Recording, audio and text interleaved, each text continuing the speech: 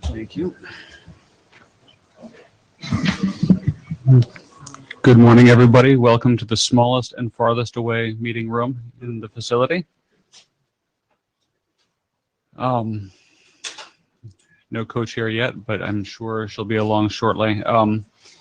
In the meantime, let's get started with the regular stuff. You all have hopefully noted the note well several times by now, but this is the note well. If you weren't already aware of it, now you are. If you haven't read the stuff, you should. If you want a legal interpretation of it, ask your lawyer, not me. So now's the part where we stop and wait until somebody says, yes, I will help you with minutes, and yes, I will keep an eye on the Jabber room. We do have a few remote attendees today, so I would like somebody to at least keep an eye and see if there's questions on Jabber that need to be relayed to the mic, although I do have the big red button here, so maybe we'll actually be able to use late 20th century technology to actually let people make their own comments. But oftentimes it seems like falling back to text still is the best option, as anyone who's ever been in a conference call knows. So do we have one or more volunteers for minutes, and do we have one or more volunteers for Jabber relay? Okay, I hear a voice that shall remain nameless saying that it will contribute to the Etherpad, but not be the sole holder of minutes. So if there are a few other people who will contribute to the Etherpad, I think we can call that, collectively a minute taker. But I do need a few more volunteers to do that. Okay, I see another one. And is there somebody who will keep an eye on the Jabber room for us, or or Meet Echo? I think that it gets repeated into the Meet Echo IM.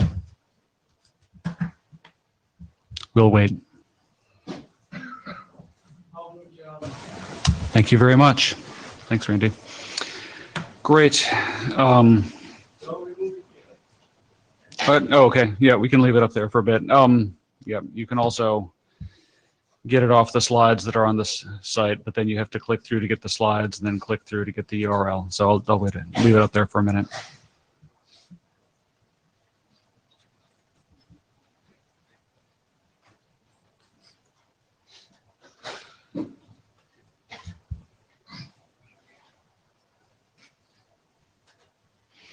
So while I'm leaving that one on the screen, I'll just verbally present the next slide, which is our document status. So we have a new RFC, add paths, finally. So yes, thank you. Speaking as a co-author of that one, I'm very glad to see that one moved along to an RFC number and hopefully never have to touch it again. So with the RFC editor, we have the IX route server document. At the IESG, we have route oscillation stop, which is currently waiting for a revision. I think not a big revision, so I would expect that to move along pretty soon. Past working group last call and waiting for a shepherd write-up.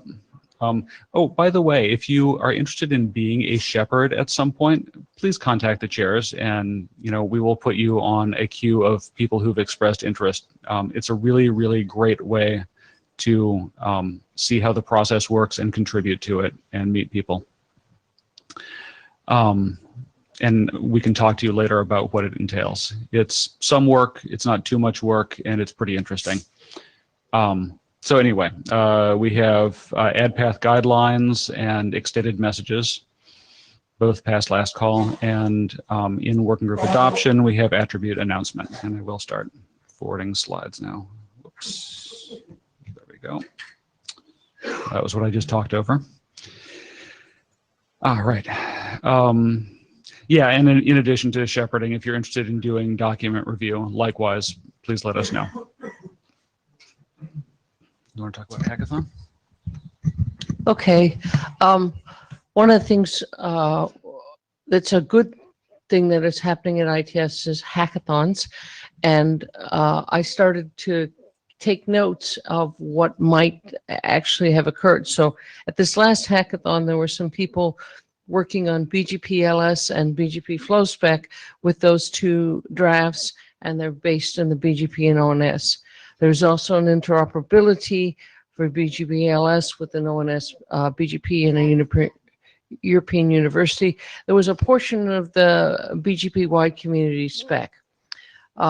If you hear of any other implementations that are just open source or beginning, this can be very helpful to learn about how your new protocol is actually working and head toward the BGP implementation requirements. And that's it for that. We haven't had any interim because there doesn't seem to be that hot topic that people want to go through. If you do have a hot topic, we will work on interims between this session. We are going to take the same approach we had in the past, where we'll ask to actually have a topic that's hot that we're looking to make a decision on and have recordings done ahead of time. That seemed to have a good feedback from people, where they could in their own time look at the explanation of the material, and then the session is spent discussing and coming to some decision as a working group. And then we sort of send that straw man out to the IDR mail list. Any questions on that? Good, we'll go on to our first slide. So there's our agenda. And Stefano, if you'd like to come up, here's the talking stick. If I can actually get your slides to work. Yeah, as soon as I manage to actually get your slides on, there we go. Naturally, it was working before, and there we go. Hello, I'm Stefano Providi from Cisco. A short update on a set of drafts related to segment routing, and if I still have 30 seconds after this update, I will also mention another draft which is not related to segment routing but still has an update. So those are the authors combined for all the drafts I'm going to cover now.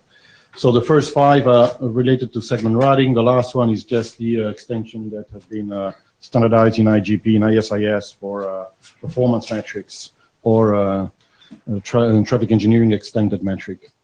So the prefix it, we are at version 3, very stable. We have multiple implementations. Now, I think it is supported by not only multiple implementation, but also multiple vendors, which also helps. And I think authors would like to see this draft going to the next step, which is working group last call. So I think the activity has been pretty low in the last month, just minor updates and clarifications. The segment routing EPE, we've been back and forth on terminology. We wanted to change the terminology that has been described in the draft. EPE stands for egress peer engineering, but the applicability is not only related to the egress of an autonomous system, but the applicability of EPE is generic to any BGP speaker, internal BGP, external BGP, a border of an autonomous system or internal route or whatever. So that's what we wanted to document. Apparently it was too late for changing so radically the acronym EPE, so we revert back, and so everybody's happy. Still, the applicability remains much wider than just autonomous system exit. Okay. Also there, other than that, the draft is pretty stable. There have been no major changes since, and I think we should also think about this draft for the next step. The segment routing TE policy. Clarification on that last one. Yes. Were you requesting it to go to working group last call? I think, yes, I mean, at least the authors believe that it's good to go. The segment routing TE policy, we're at version 2. Thanks to Eric Rosen for his comments. So he joined us as a co-author. We made 2 changes. One is the distinguisher, the other one is the route target, and we also redesigned the encoding mostly.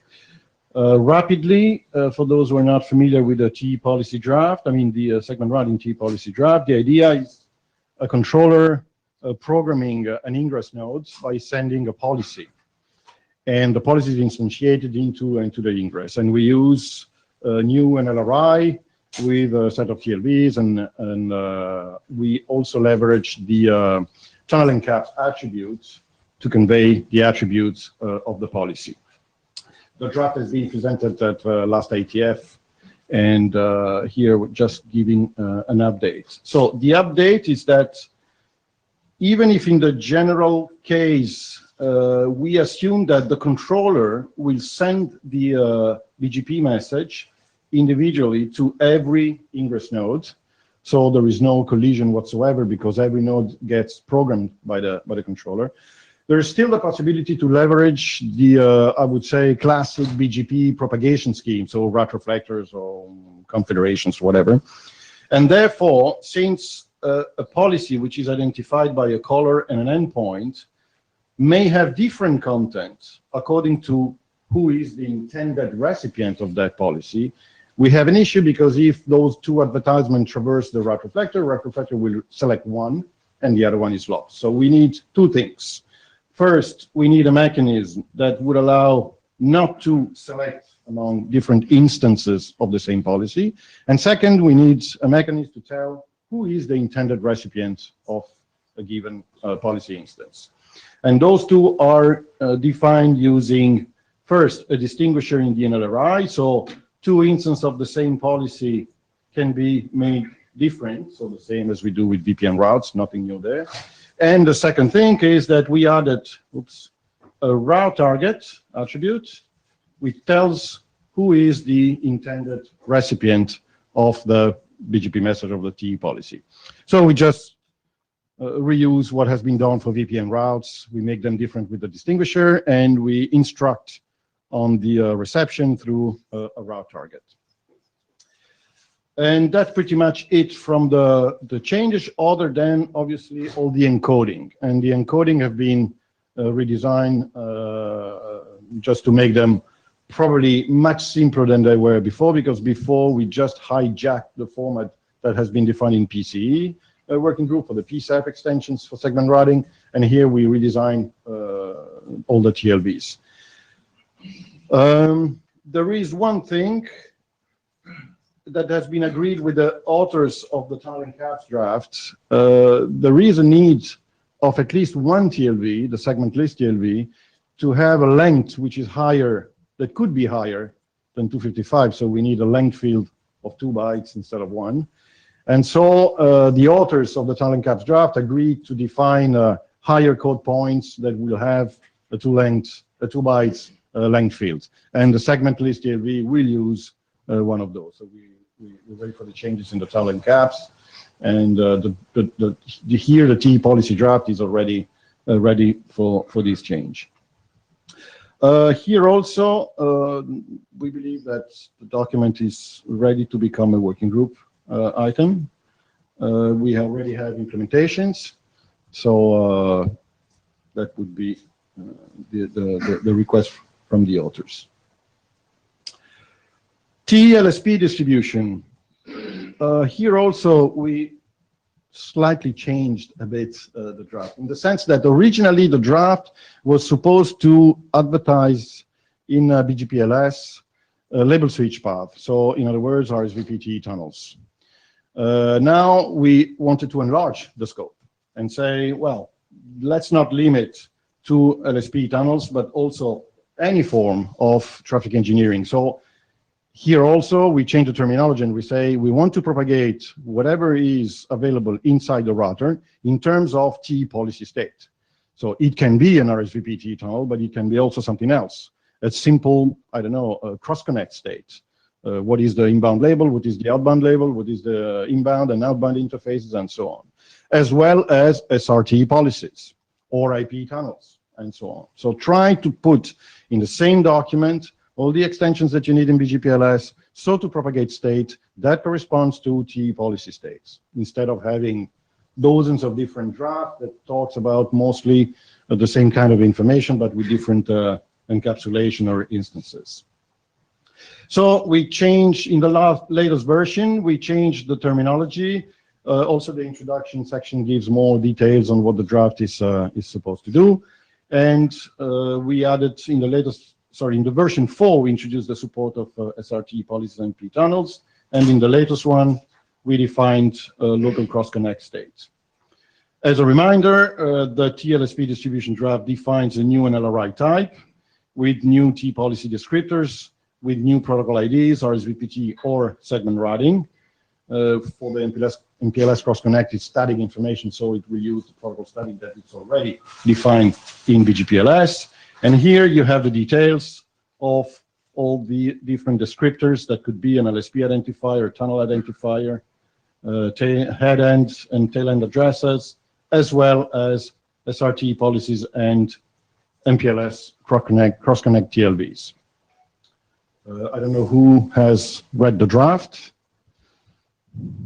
Okay, very few people, so you still have time to read the draft, I think. And that's pretty much it. Yeah, one thing about the encoding of TLVs, we defined BGPLS attributes TLV, the T policy state TLV, inside which we encode the TLVs that represents the state that you want to convey. In that way, you don't have to reserve code points into BGPLS because you use the exact format with the exact code point of the original TLV. So if it is an RSVP tunnel TLV, you take it as it is defined in RSVP and you put it inside the T policy state TLV.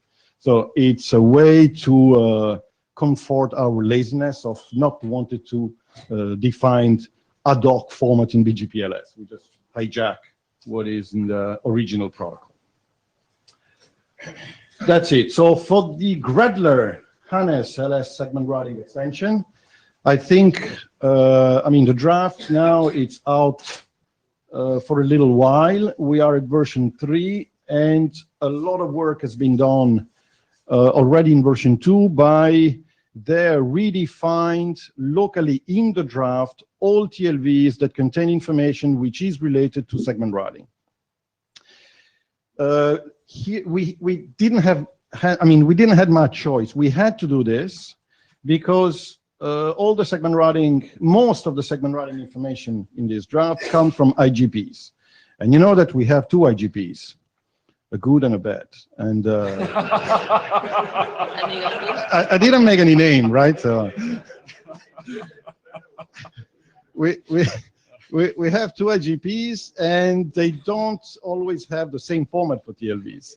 So it was very difficult to find what is the good and what is the bad. And so we decided, okay, let's redefine once for all TLVs that could be different from what the original protocol is, but as long as the semantic and the data that is inside, it's okay, we're fine. And that's what we did. And there's been quite a bit of work because there are quite a few TLVs and sub-TLVs. Also, I want to mention for all of this, of course, we suggest a code point to IANA. And that's why I think it is time to move this document to the next step, to working group item, because, I mean, we can ask for early allocation, but there are a lot of code points that have been defined there, and we want to be sure we're not going to collide with others. So as soon as possible, if you can move this document forward, it will be much better for So are you asking for an adoption followed by a code point request? Well, certainly I will ask for an adoption as a working group item, and then, yes, asking for early code point allocation. We can do both at the same time. That would be perfect. Yes. Also because we also have multiple implementations there, so it's good to fix the code point. And lastly, I don't know if I still have time or I'm okay. This one is not related to segment routing. It's related to the extensions that have been defined in the two IGPs, the two good IGPs now. We have metric extensions, two RFCs now, and so those are the extensions in the GPLS. Everything has been updated, and also originally we had just a reference to the ASIS encoding, and now also here we redefined all the TLVs in the draft, so we have one TLV for both protocols, for both protocol sources into the GPLS. And that's pretty much it.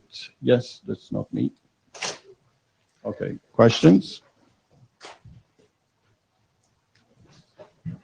Robert Raszuk. So you mentioned you have two IGPs. In this group, we have another draft which makes BGP and IGP, running Dijkstra in SAFI 1.1. So my question is, does it mean that this work needs to be redone to accommodate the new IGP? Wow. You screwed my holidays. That's the bad IGP you were talking about. Well, in fact, if you're going to use BGP as an IGP, how can I say?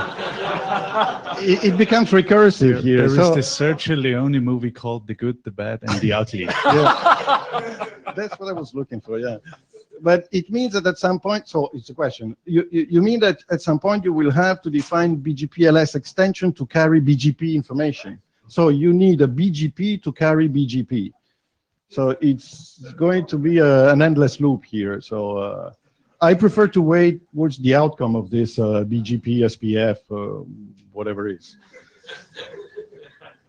AC Lindum Cisco Systems. Presumably, you could use the same BGP-LS encodings for links that are used in BGP, whether they be for an iBGP or eBGP session. Doesn't make any difference. I would say intuitively yes, because the base BGP-LS spec is about link state topology. Yes, and it's all normalized anyway. So I think that's a non-issue. Yeah. Cool. My holidays are back.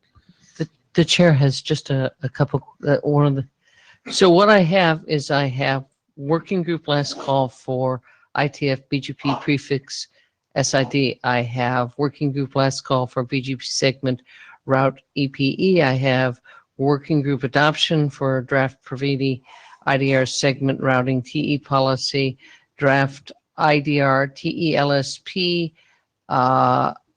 I don't get whether that needs to go to working group last call or not. That one, no. Okay, so just in process. Yeah. The you draft Gendler IDR BGP LS segment routing needs to go to working group adoption and IANA code point. And the last one is draft ITF IDR TEPE BGP. Does that need to go to working group last call? Yes, I think so, yeah. Okay, thank you. Thank you very much.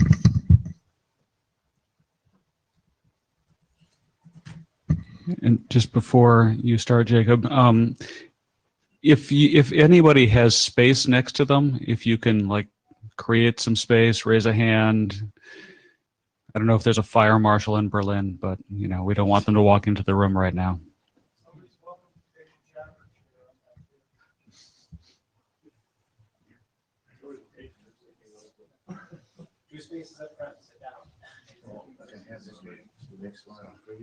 There are a couple Very of seats complicated. up There's a front. laser too, I think. If you need to shoot anyone. And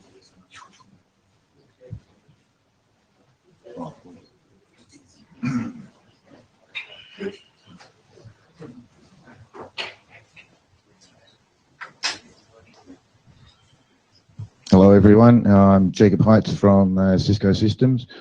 There has been a call from many operators so far to increase the size of the BGP communities. These are the communities that are used by service providers to signal to for their customers to signal to them the actions to be taken on routes. So this is not for extended communities. Today's the communities we have today are sufficient for 2-octet ASs. The 4-octet ASs have been around for some time. We want to be able to put the 4-octet AS in there, as well as to signal the target AS for which we want the action to be provided, as well as possibly location and the actual action. And for that, we need a lot more space.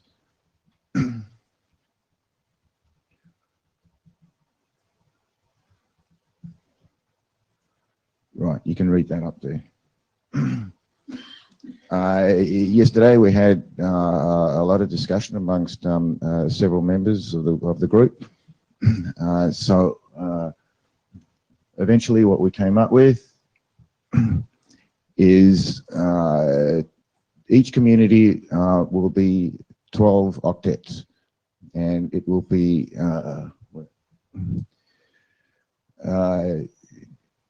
Jeff has agreed to split the wide communities draft into one that provides a header to put containers in, and then we will put it in the container under his header. So we can take advantage of the ASN. Normally, a customer will put 4 to 5 communities onto a route, an average of 4 to 5 communities, but they all have the same ASN number, the context ASN. So what we've decided to do was to put the context ASN into the header, and then the rest of the communities as lists. So, whoops.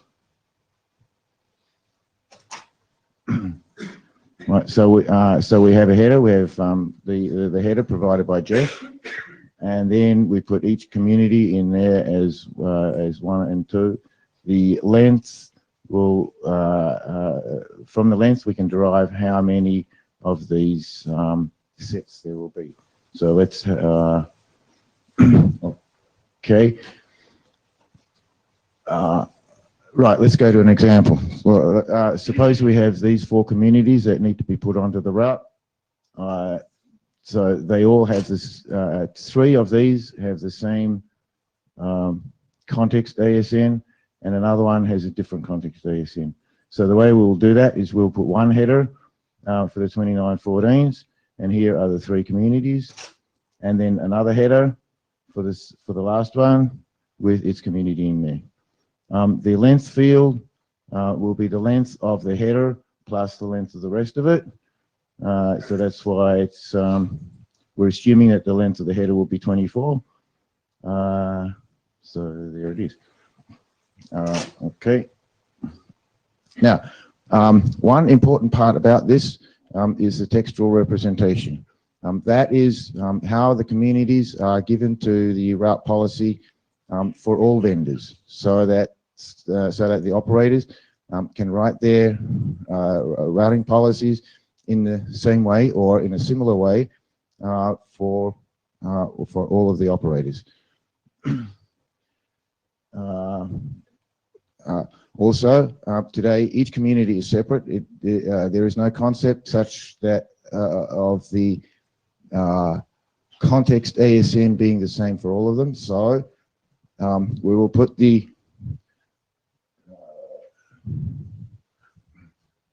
right. So for the routing policy will get that one, and that one. So the 2914 will be separately included in each community.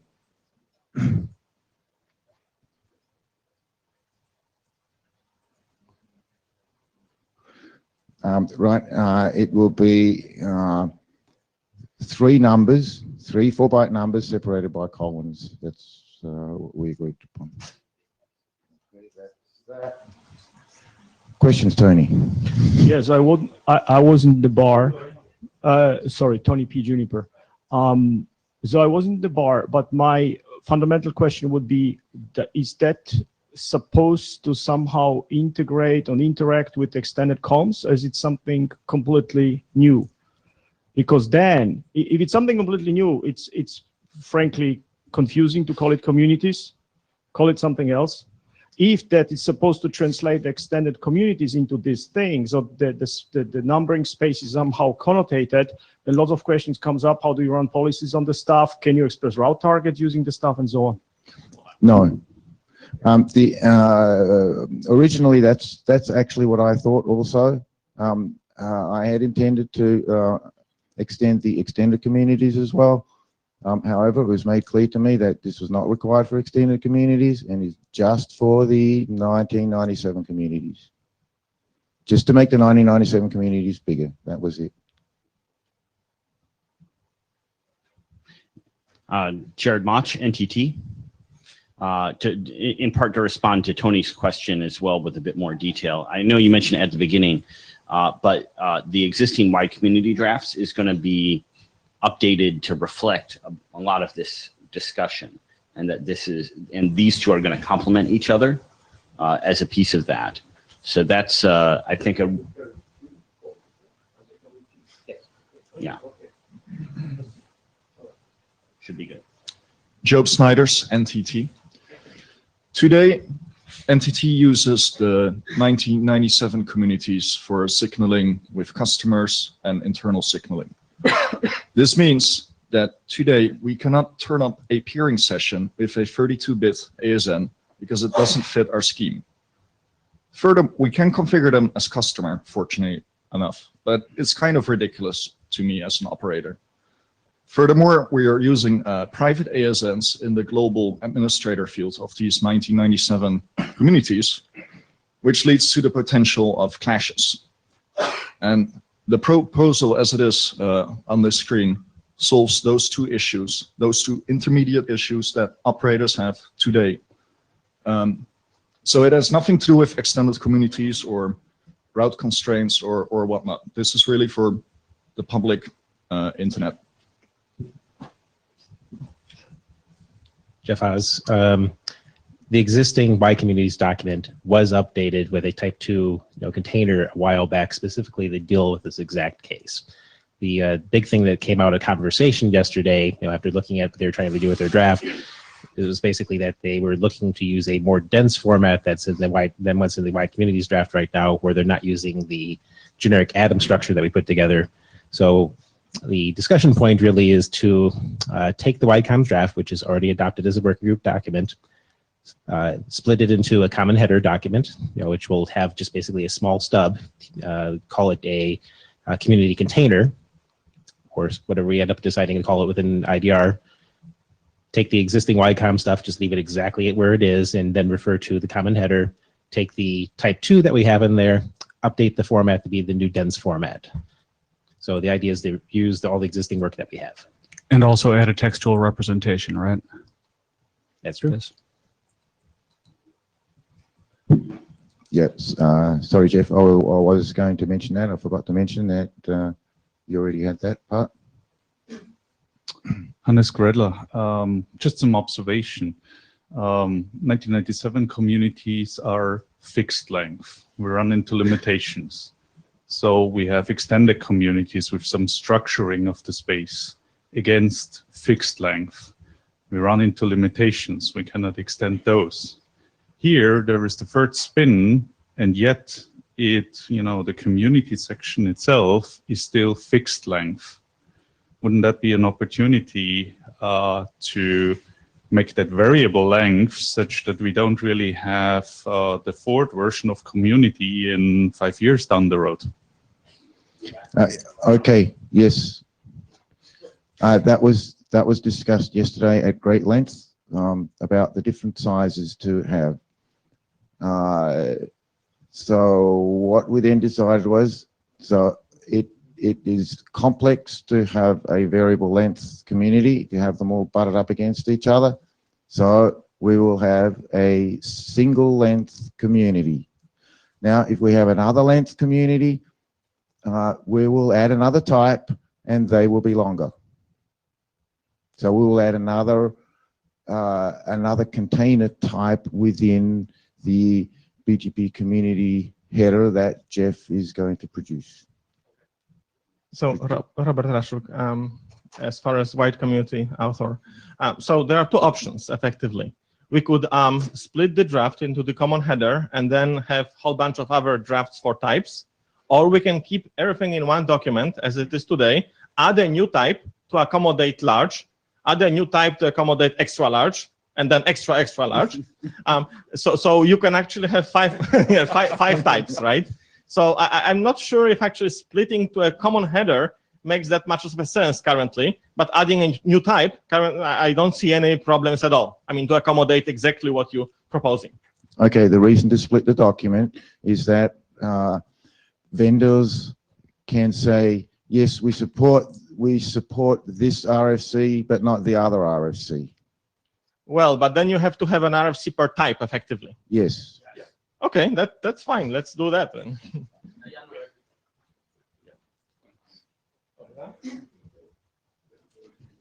David Lamparter, Quagga.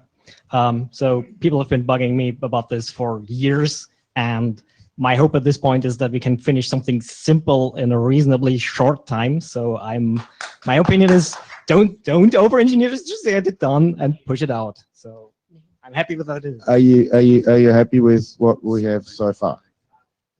It's simple. It probably works. So sure, go ahead. I don't see a problem with the draft as it is currently. Thank you, sir. Not over-engineering is good, but also not Not under-engineering under-engineering is perhaps also an idea. I will look forward, by the way, to your review of the document when it's updated and published. It has changed dramatically since I first put it out, and it will probably change a little more. So, comments welcome.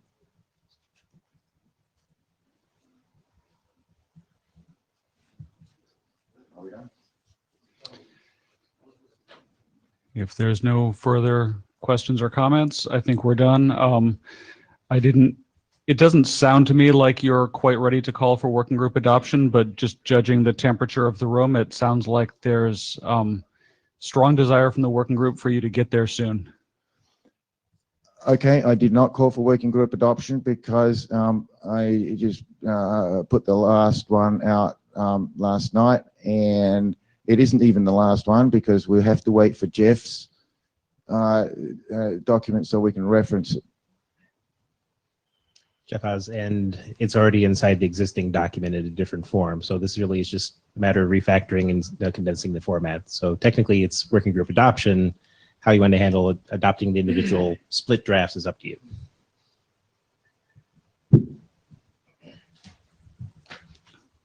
Why don't we handle it once you guys have actually got the next version that represents what you just talked over at the mic?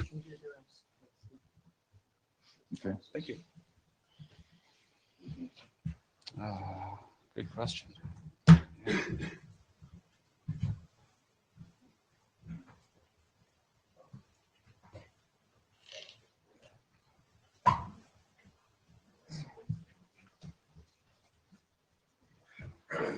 Good morning. I'm AC Linden from Cisco Systems. There's a number of us that worked on the discussions on this. The draft itself is mainly offered by Kayer and myself, and you can see Kayer's on the Meet Echo. Which one is it? Right to go right, left to go left. Okay, there we go. So as you know, there's kind of a consistent theme in the IETF lately, and that's looking at MSDCs and how they're doing routing within the data center. There's been a number of solutions in this space, and we kind of got together and considered a number of ideas for how to do this, given that there's a lot of suggestions to modify standard protocols, and there's also a lot of proprietary solutions. And one thing that seems to be, a lot of these have controllers or in the mix. So we wanted to look at ones that handled both distributed routing and controller-based solutions. Now, like I said, we looked at a number of different ideas. I'm only going to go through the one that we decided to present here, and I've even had since yesterday. I've had people suggest a few others, but so we decided on to go for a BGP solution for a number of reasons. One is it's a very robust and scalable protocol, and the implementations are mature and they're very robust and scalable. Additionally, you have because it's so widely deployed, and it's even deployed now in data centers, as evidenced by the routing working group draft of use of BGP as an IGP in a data center. There wouldn't be a lot of learning curve to do this. Additionally, its use of TCP, you have all the advantages of TCP, reliable delivery, in-order delivery. You have the fact with BGP, you have totally incremental updates. What I mean, there's one very inflexible IGP that just has one big glob of shit. And this thing, if you change one thing in that, you have to advertise the whole big piece. So in contrast with NRLI, you just have to advertise NRLI that changed.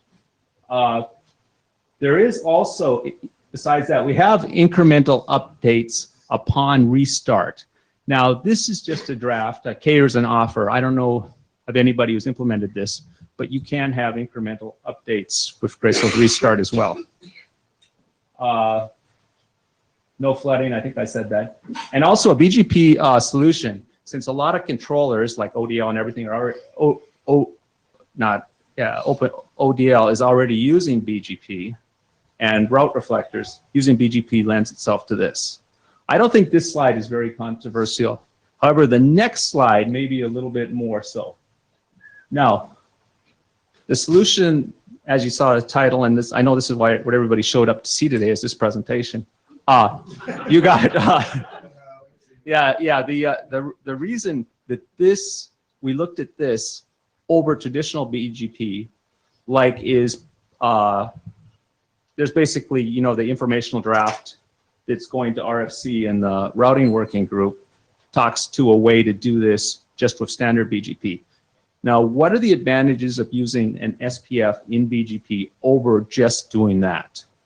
Well, number one is when there's a failure with an SPF, since every node in the routing domain has the complete topology, you can only advertise that NRL rather than all the prefixes that are impacted by that NRL and NRL. And depending on your topology and whatnot, that can be a huge advantage. Number two is, BGP, you get, the only constraint is you have to get everything, every piece of NRL to every node in the routing domain. So with a controller-based solution or route reflector-based solution, all you have to do this, and you don't need fancy things like optimized route reflector. Everybody can automatically compute the absolute best path in the routing domain using SPF.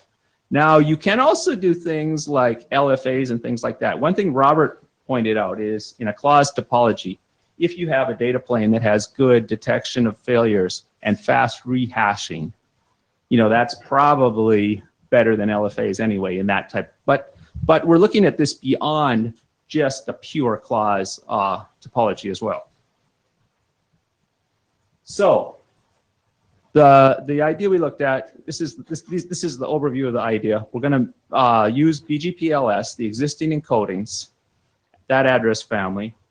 We have both a capability and an attribute. Now, this isn't a BGP attribute.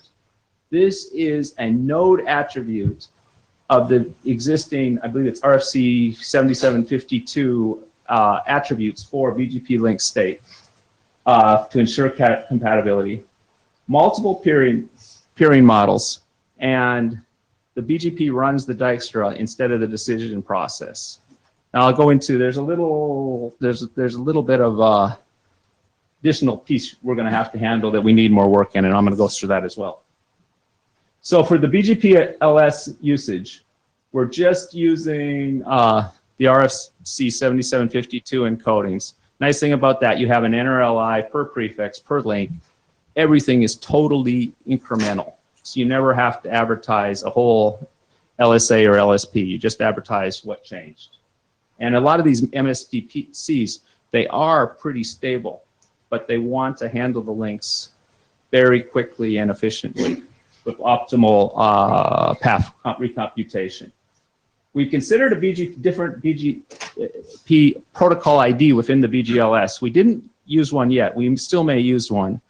The one thing that would preclude you from doing, like let's say you're using BGP-LS for multiple applications, both BGP SPF, BGP EPE, and maybe you're transporting somebody's IGP topology to a controller as well for a different routing domain that's attached to this BGP SPF routing domain. Now, if you're doing that, you couldn't reuse the same address family and the same encodings, but we're thinking maybe there isn't a lot of synergy here. Maybe we just got to go to BGP-LS and use a different protocol ID. Then we could do things like filtering on that to what peers get this information that's meant solely for BGP SPF computation. We also put this new node attribute in the BGP-LS to say that our router supports SPF calculation. We made that extendable to have different algorithms. The first one is we put both the SPF and the strict SPF from segment routing in there for a start. For the link LRI, this identifies the links between nodes in the routing domain. We only support point-to-point right now. I don't see a need to make it any more complex than that. We're allowing dual stack because BGP-LS supports it. We're just naturally, it's a dual stack, both IPv4 and IPv6 is advertised in the same NRLI for the links. Now for the prefix NRLI, you advertise all your connected prefixes, and there is separate NRLI for IPv6 and IPv4. In looking at how one would implement it, there may be some advantage to advertising the links separately as well, especially if somebody's doing a lot of changes of their addresses. It might just be cleaner to have separate IPv6 and IPv4 links. Okay, the capability. This is a capability on top of, you would have to have the multi-protocol capability has to be exchanged for the BGP-LS address family. So it's the multi-protocol capability with address family, link state, and then you'd have this capability at all saying that you're running the SPF algorithm. Now right now we're only using this for one of the peering models. You could use it for something else, but we're thinking that, okay, this is BGP-LS. BGP-LS is just transferred transparently today. Let's leave it that way. You could run policy on that if you wanted to do some filtering or something else. Of course, you wouldn't want to do it within a BGP SPF routing domain. Okay, here's the harder part of it. So the best path today, the next hop and the path attribute for the BGP-LS address family, it basically, you don't use it for anything. I mean, a controller doesn't use it. Somebody might have an application, but you really don't use it for anything. It's got to be correct. I mean, it's got to meet the RFC 4271 constraints, but it's not really needed. So what we're thinking is the decision, we're sure about this. The fifth process, decision process 1 and 2, best path is replaced with the SPF algorithm to compute your best paths, sort of totally independently.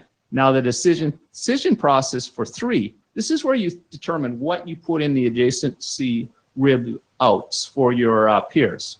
This we still have to pick one. Now we want to pick the most recent, and here's where we're thinking about how to do this. Make sure that even if you have some sessions that are converging quicker than others, you don't get stuck with an old one. So we want to make sure that we get the latest, and we've still got more work here as to what to do, but we need something to do. And in BGPLS, in the normal case, you would never have more than one NRLI that that was originated that's exactly the same. Now you're going to get these from different peers, and you got to pick your best path, but really you only want to pick the most recent. So we've got some more refinement to do on phase 3. The SPF, we're starting with a real greatly simplified one. I think anybody who it only has point-to-point links, the code for this is going to be about this small.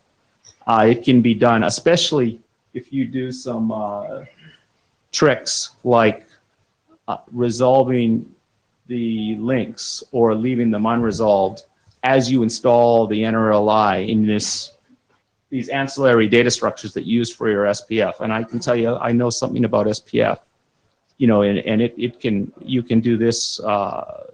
There's no problem with any size. This will not, the SPF computation will not be the gating factor here. I can guarantee it. Doing this, you can, like I said, you can do all these other things IGPs do: compute, LFAs, segment routing, prefix SIDs, everything you can do with an IGP, you can do with this. Except, of course, we're not supporting multi-access networks explicit now, where it's all point-to-point. And the link state is dual stack. I'm thinking that we'll do separate SPFs per address family. It's just, within the BGPLS, it's just simpler and cleaner and everything. You're installing them in different, not B. It's in the same B rib, but you're installing them in different ribs from ribs and fibs. So it's just easier to do separate ones.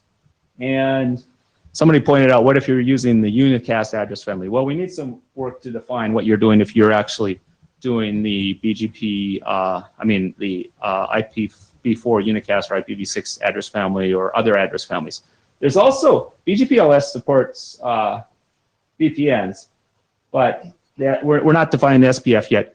Heretofore, I don't know anybody who's implemented BGPLS in, even though the code point for the VPN and the route district, that format is defined in RFC 7752. I don't know anybody who's using it so far, so we haven't defined that. And finally, we have, remember I said that this works both in distributed and controller and route reflector based topologies. We've thought about multiple peering models. The one you choose, you can choose really any one you want. The first and the simplest one is we just take the one that was used in the John Mitchell draft that's going to become an RAC in the routing working group.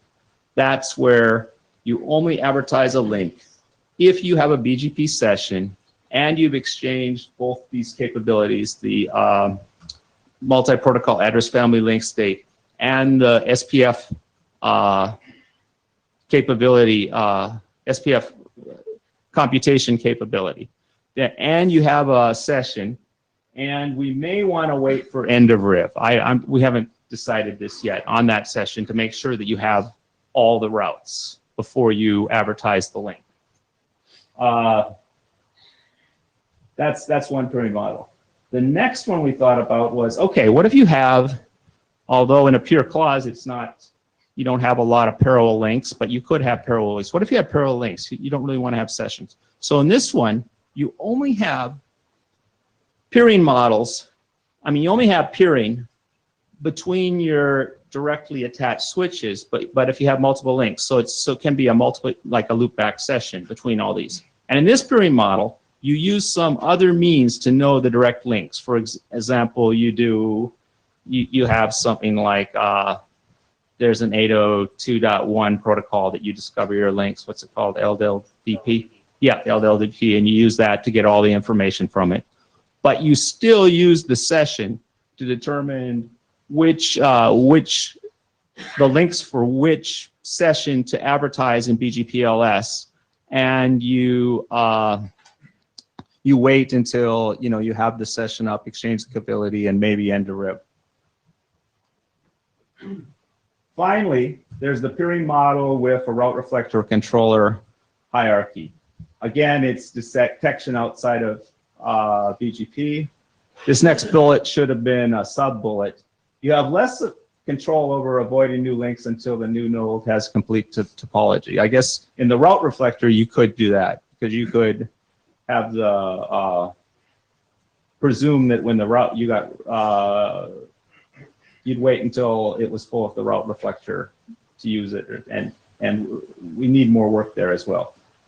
There's also the possibility where I don't know how many of you read this about this proprietary solution, the Google's use of the FirePath. It's a proprietary IGP where the topology is injected through another purpose, and then the protocol is just used for incremental updates into changes, and you could do something like that. That's not specified yet, but that's I think using BGP for the SPF, it's a similar type of thing where the route computation is distributed, but the topology injection is based on a controller. And finally, my last slide. This is the third time you said "and finally." Go on. Furthermore, yes, without further ado, so we need to look more at this best path calculation for the decision for phase 3 of the decision process and the interactions with other address families. Further discussion. We're continuing this work, and we're looking for some collaboration.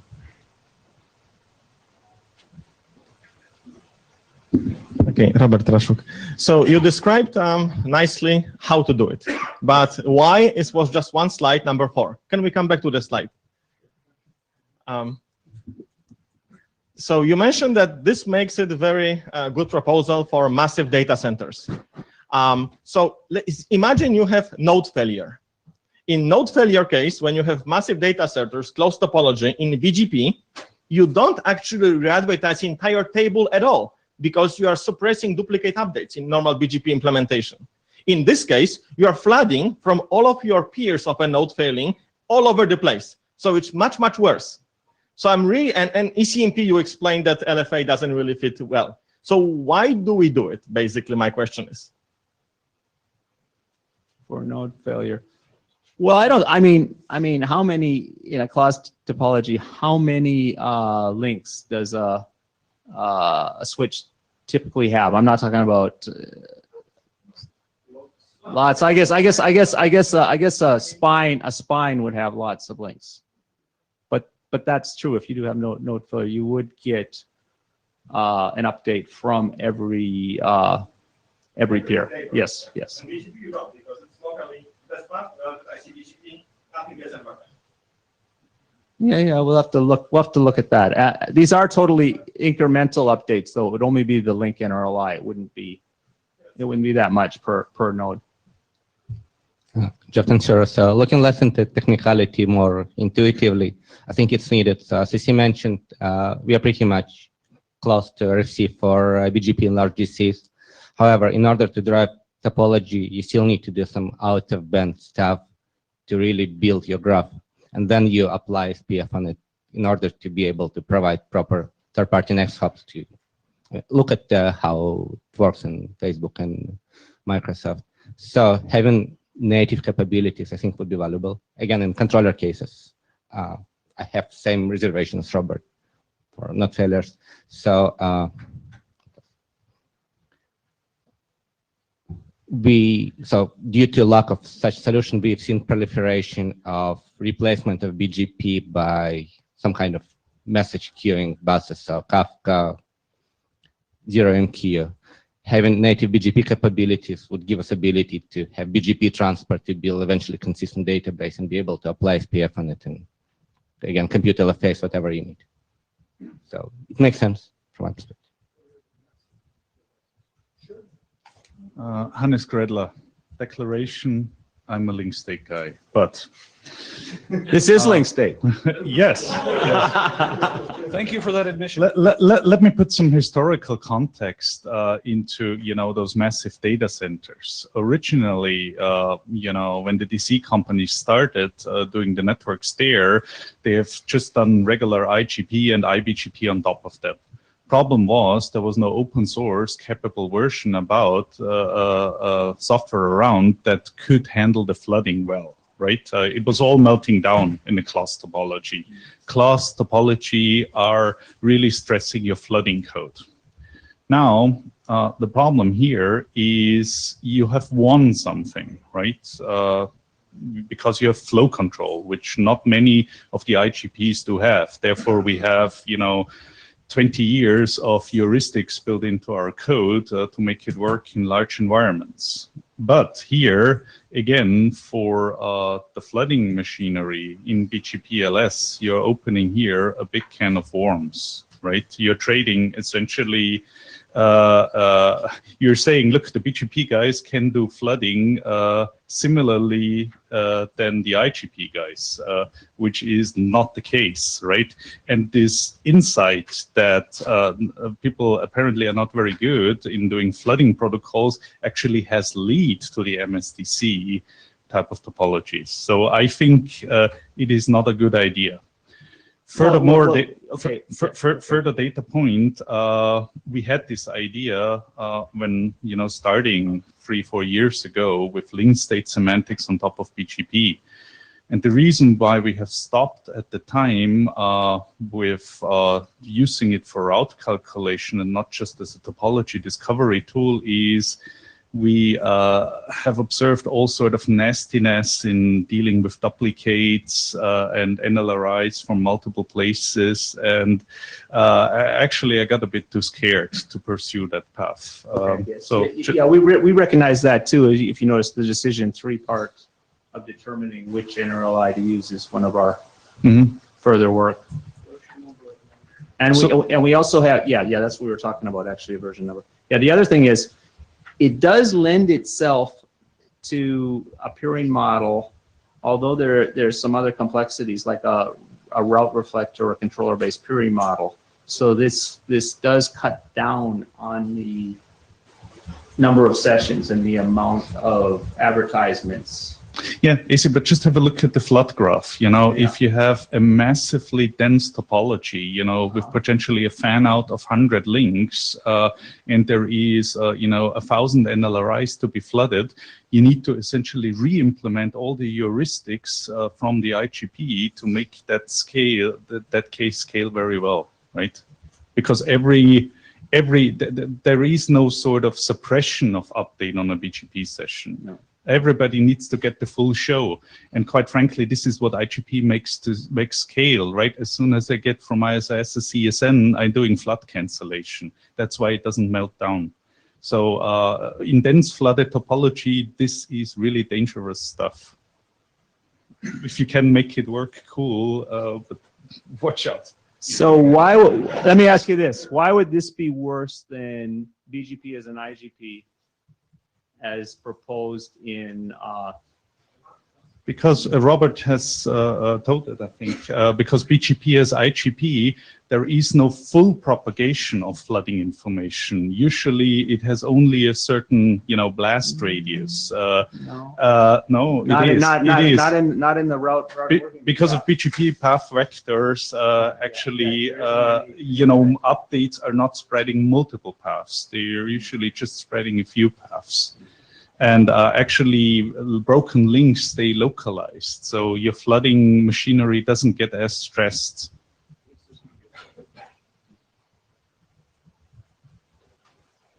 So I guess I'm going to concentrate, Rob Shakir Jive, a little bit more on the operational side of it, because when we first talked about BGP-LS, I was a big pain in Hannah's side saying, well, this really shouldn't share fate with other things that are in BGP because it's additional information slurping out the topology rather than routing information. You've talked about a very specific case here where you might deploy this. Somebody will turn it on whilst they're running other address families because the code will be there. I would really think we should go back and look at, we talked transport instance, we should talk SPF instance to really make sure that we understand what's what the different interactions between code in a BGP implementation are going to be. It is already almost impossible to really characterize how an implementation is going to scale, especially on a box that runs multiple things. This strikes me as making it even more difficult within BGP, which was a kind of more tangible problem. I also think it's a terrible idea, but that's by the by. Jeff Oz, the convenient thing about being at the back of the line is a good 2/3 of your points are already made. So we've already hit the freshness issues. You're actually admitting to the fact that there are freshness issues, and you're talking about adding versioning numbers as a way of doing that. And that is the thing that's been proposed before when we've actually talked about, flooding using BGP. The biggest problem is once you do that sort of thing, you get rid of all of BGP's ability to do state suppression, which is one of the properties that Hannes was talking about. So you actually introduce further churn into just the way BGP operates day to day. And this actually makes your general problem space worse. And this also goes into part of what's also been spoken about. IGPs work because flooding's cheap and everybody can SPF roughly at the same time. BGP is all about massive amounts of queuing and dealing with state suppression. If you end up trying to actually do IGP on top of BGP, how do you ensure that the entire, basically AS or set of routers, whether you're doing it as IPv4 meshes or EB2 meshes, has all of its state within a constrained amount of time? And you're going to find you can't do that. I mean that's a good point. We'll have to look at this and try and get some numbers. So I'm going to offer a suggestion of take your experience and solve the problem somewhere else, which is BGP is the wrong hammer here. But conveniently, we have these people with IGP experience, and the thing that holds back the data center guys is not so much the fact of lack of open implementations. It's implementing the IGPs on top of the datagram models, especially ones that include multicast, is not something they can do. Maybe an interesting thing to do would go back to the IGP groups and talk about running OSPF or ISIS on top of TCP. Or flow control, Yeah. Not OSPF, please. I'm K.R. Patel, Cisco.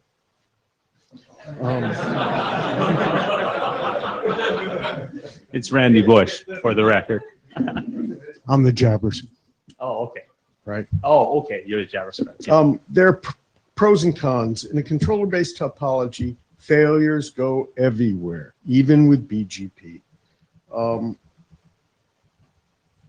Where it simplifies things tremendously is next hop computations are distributed.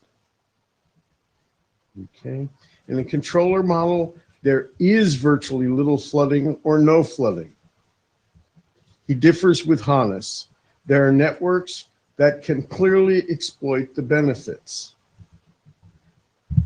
Hannes, he disagrees further with Hannes in that in the case of multipaths, it's not guaranteed that the blast radius is a constraint, constrained, I think he meant.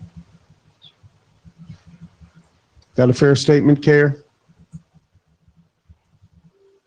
Yep. Yeah, as I pointed out, in the BGP, in the draft, in the routing working group, all the prefixes go everywhere. Yeah, there's no blast radius. Yeah. There's duplicate suppression, but no blast radius. Yeah. Tony P. Juniper. So I was living for extensive amount of time in both worlds.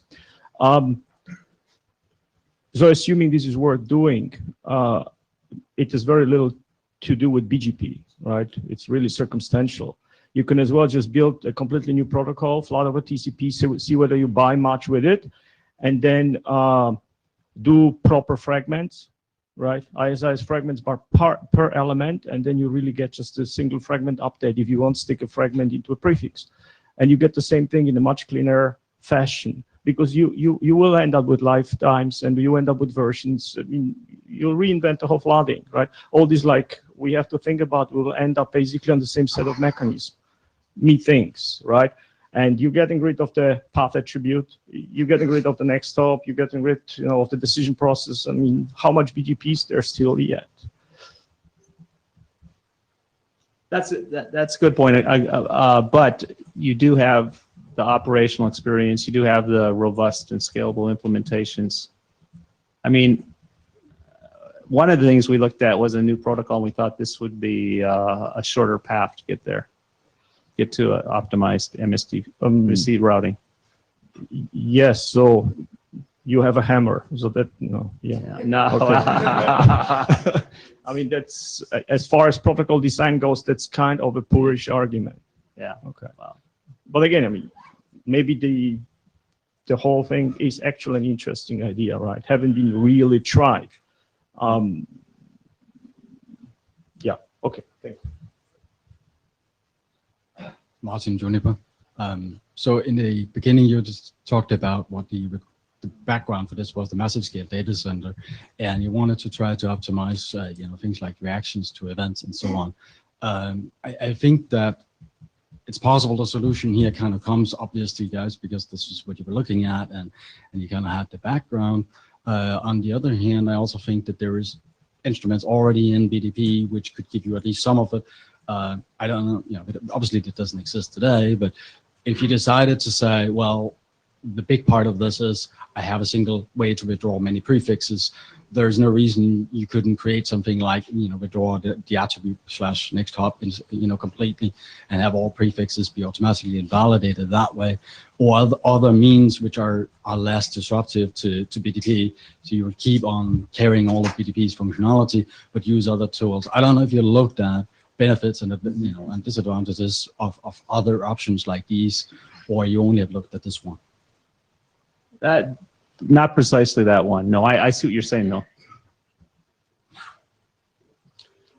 Hi, K.R. Patel, Cisco again. Tony, just a sec, let me scroll back up. When you go down that road, the minute you do so, you will implement a transport that's very similar to PGP. The packet formats will be similar. Get to a mic, so, no, you're welcome to share the mic. It's just KR can't hear you when you're talking from down there. If you want to have a conversation with them, you gotta, here, I can even help. Yeah. Stand up. The formats are circumstantial. I mean, nothing forces you to use BGP-LS except the fact that you found a hammer. Right. Give him a second. He says, yes, we have a fat hammer, and it's an effective hammer. I think what he's saying is you're just going to invent BGP formatting all over again. It's like, how many times do we rediscover TCP? Type quick, Care. I'm hogging the mic for you. Isn't this technology wonderful?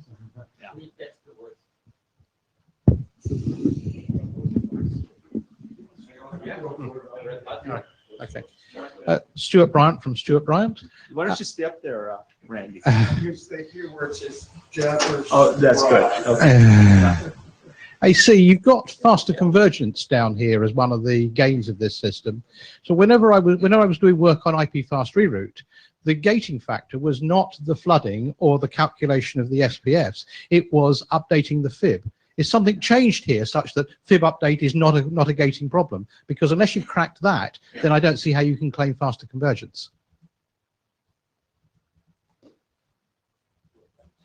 That's true. That's somewhat platform and line card dependent, but yes, that's still the case. That's still a major part of the whole convergence time.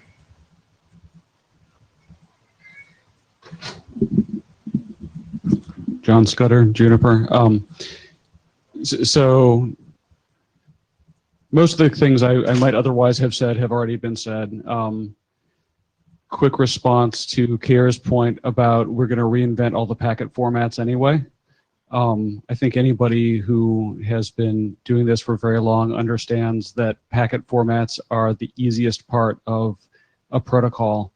And as you know better than most people, all the mechanics that you said for further study on your slides, those are the hard parts of getting an IGP right. I have a lot of admiration for the amount of work and technology that's in the IGPs, and I'm really scared of the idea of saying, oh, by the way, we should shove all of that into BGP because we've got packet formats. Well, it's transport as well. And I'll defer, I'm sure Kate, Yes, Kate has something else to say. It turns out that on the transport, we reused TCP. We didn't invent TCP for BGP. You're allowed to reuse it also. So, you know, just to summarize some of the other comments, you know, as Napoleon said, c'est magnifique, mais ce n'est pas BGP. You know.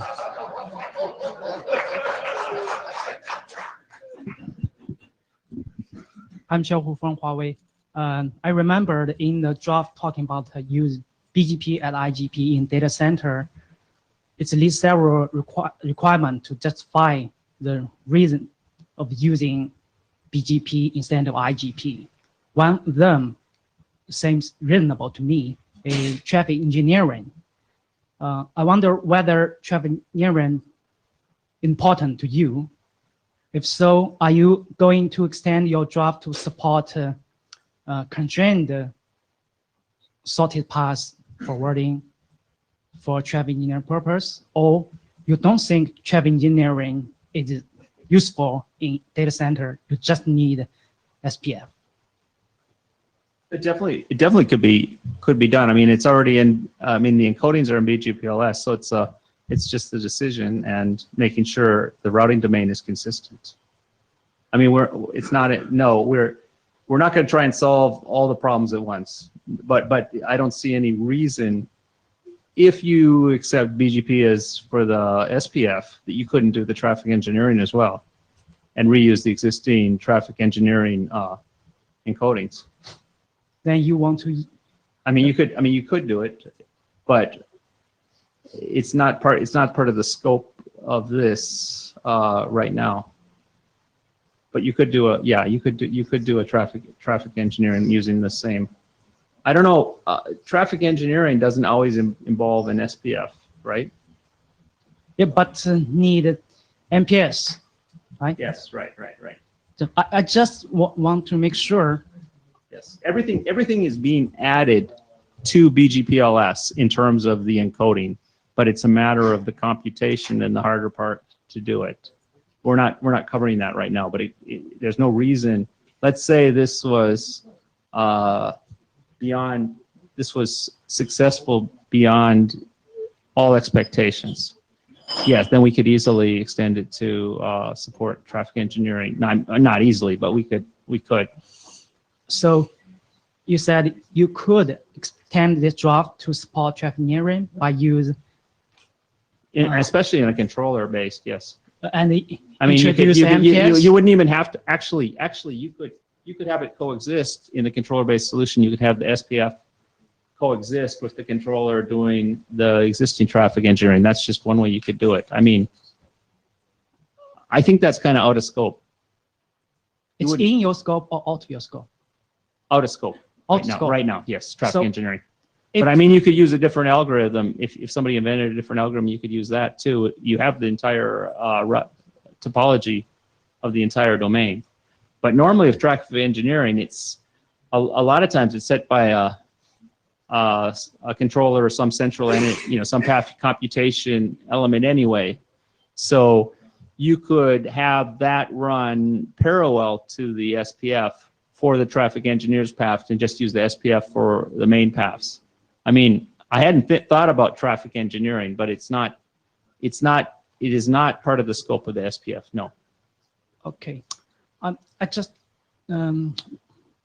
wondering if traffic engineering is out of your scope. You just need SPF. Why not just use IGP?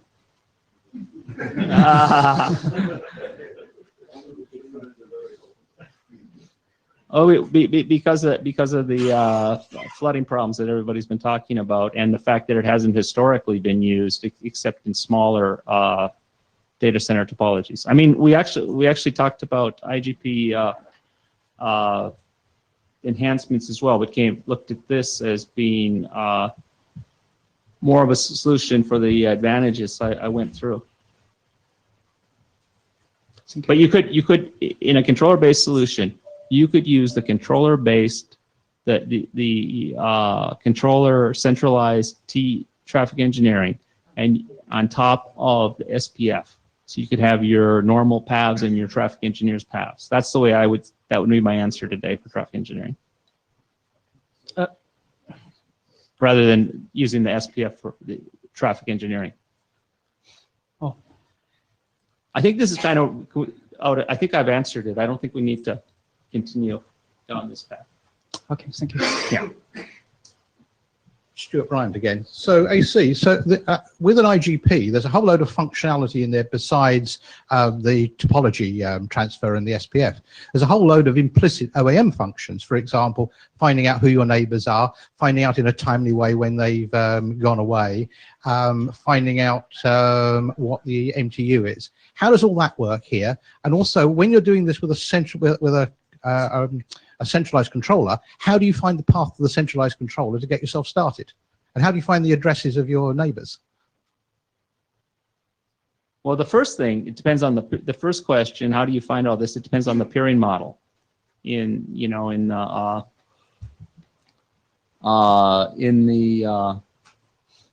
simplest peering model, you get it all through the BGP session, and you don't really need, to have a BGP session, you have to have a path to the thing. They're directly connected. Object, the simplest one, they're directly connected one. So you're yeah. directly connected. Right. So the first thing you need to know is to know the address of your neighbor. Right, and you can find that through a myriad of mechanisms, including direct configuration. Configuration. You can manual configuration or LLDP or CDP. There's lots of ways to do it. But you kind of need the auto config part of it is a different part of the problem. Right. So it's independent of the SPF computation. Yes, it's independent of the SPF computation, Right. but it's an integral part of the solution. And to have interoperable solutions, just like we have with OSPF and ISIS and everything else, those things need to be thought through, written down, agreed, standardized, and documented. And I was really wondering where we were in this in terms of putting Well, there is the one. rest of There is one standard one that's 802 LLDP. No, it's not standard. No. Standard. It doesn't provide what you Yeah.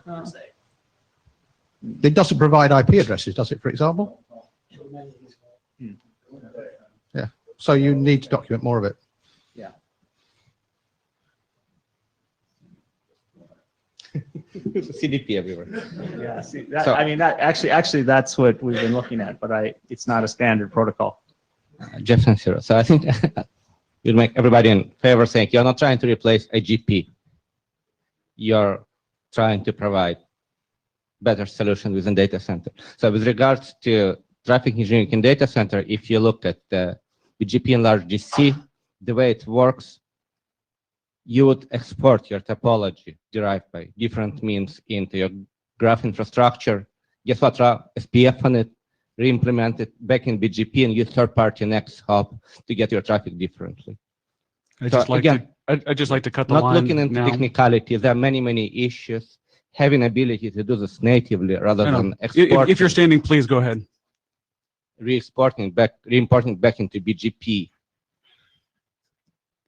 Yeah, Possibly there's a place for it. Yeah, I really didn't see that the TE would be done distributed when I got the question from Tiger. So it was kind of orthogonal to the SPF. Go ahead, Rob. Rob, Shakir Jive. So one question I have is, one of the big advantages of the draft in RTGWG is it's using technologies that network operators well understand, we've used elsewhere for years. This is BGP in only name, right? It's not really BGP. It's doing SPF. There's different path selection. There's going to be different discovery. How many of the advantages of that solution are actually maintained by this? Because it sounds to me like the only one that's maintained is, hey, it's BGP, and it isn't actually BGP. Well, so, BGPLS, multi-protocol address families, BGP sessions. BGPLS is not a technology we have a lot of experience with. BGPLS is not shipping in a lot of code. It's recent, right? We're talking about a protocol that has been used for many years, and that is the advantage in that data center environment, or one of the major ones. If you would go and roll out ISIS, it's likely you would have the same experience of that in most networks, or be able to find a bunch of network engineers that do. This, I think I would really like to see that analysis rather than this sort of sales pitch. From my perspective, it feels like we've been working on BGPLS for a long time. The time between you writing code and me being able to run it is measured in many years, unfortunately. For code quality, shipping time, qualification, all these issues, right? So this microcosm of what's standardized in IDR or in the adopted draft list is not what network operators are running. Okay, taken. Okay, and we got to end it there. Thank you.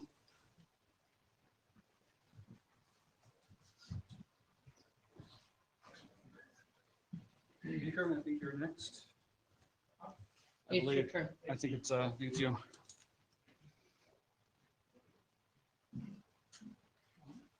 Yep. Right to go forward.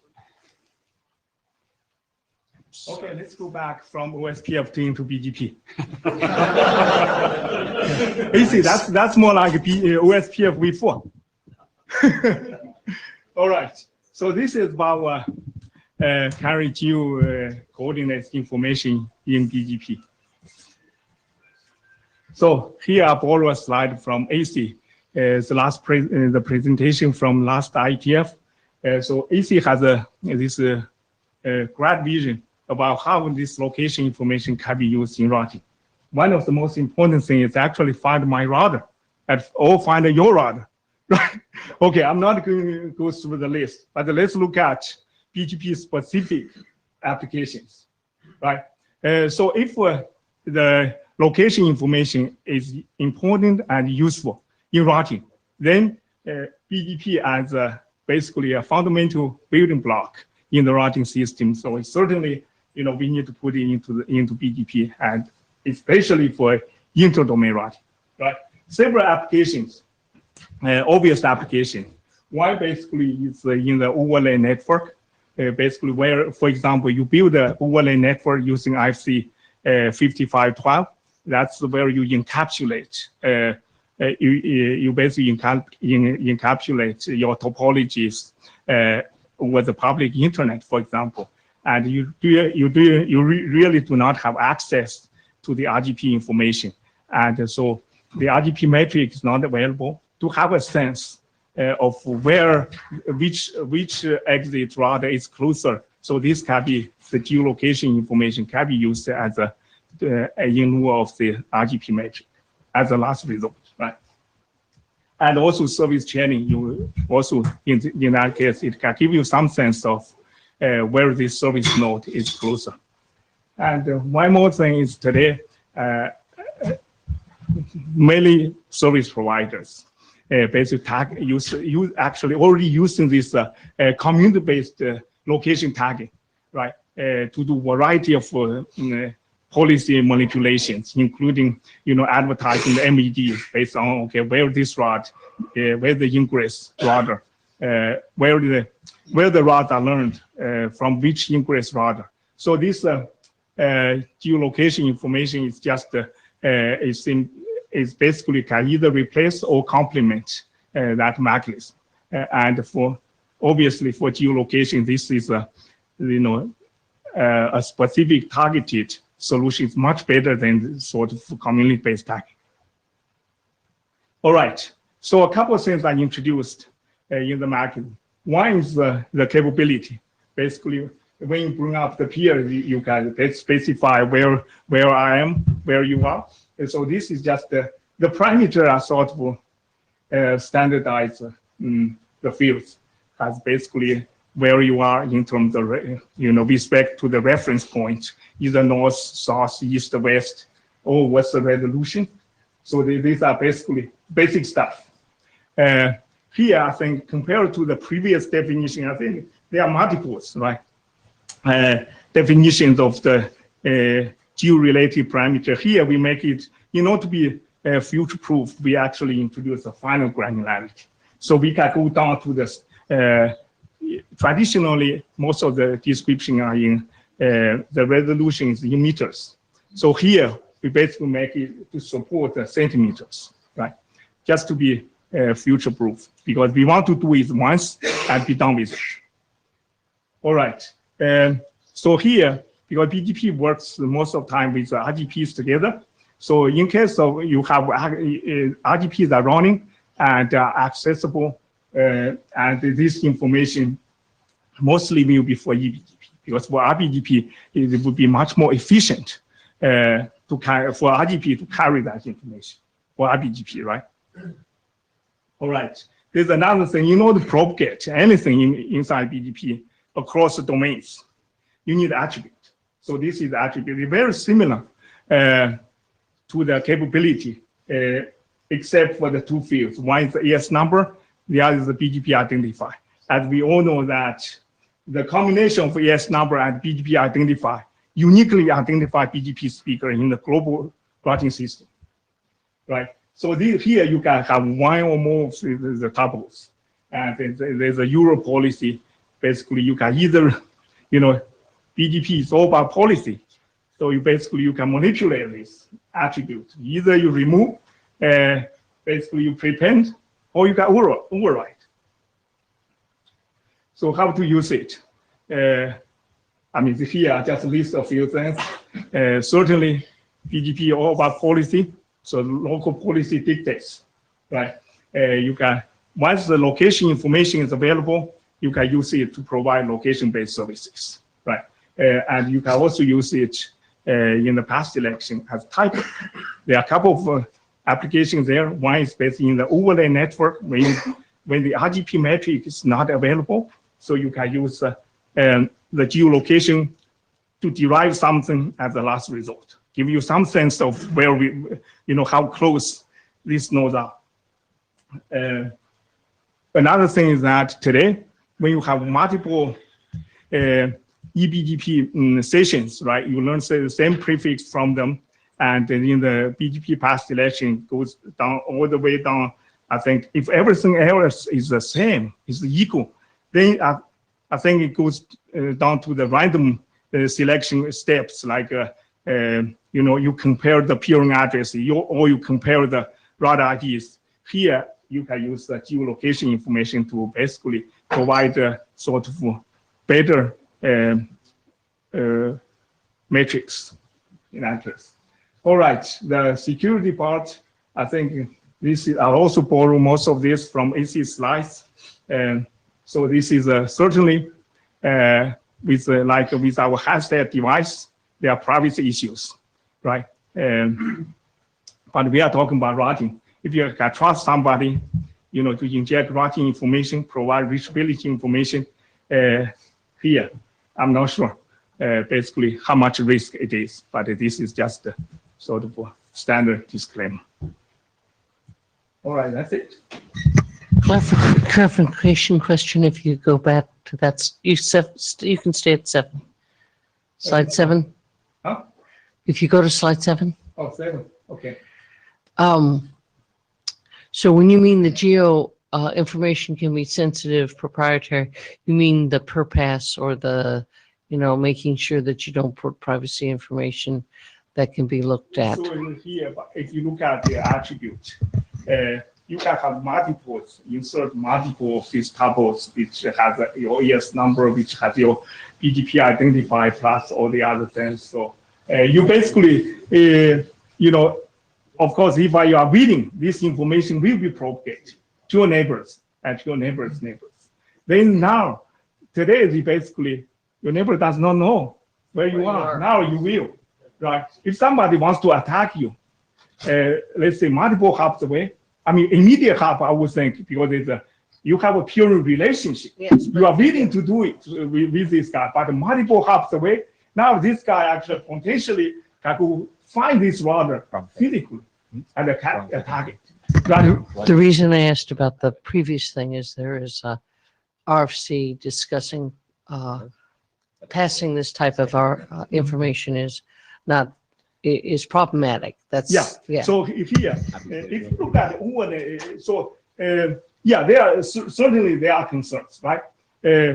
But there are certain applications that really are not exposed to this kind of risk. For example, in the overlay network, it's mostly is RBGPs, right? In the RBGP, you have control over what you are doing. You are really this EBGP are not really involved. So in that case, you use it basically to derive the matrix, right?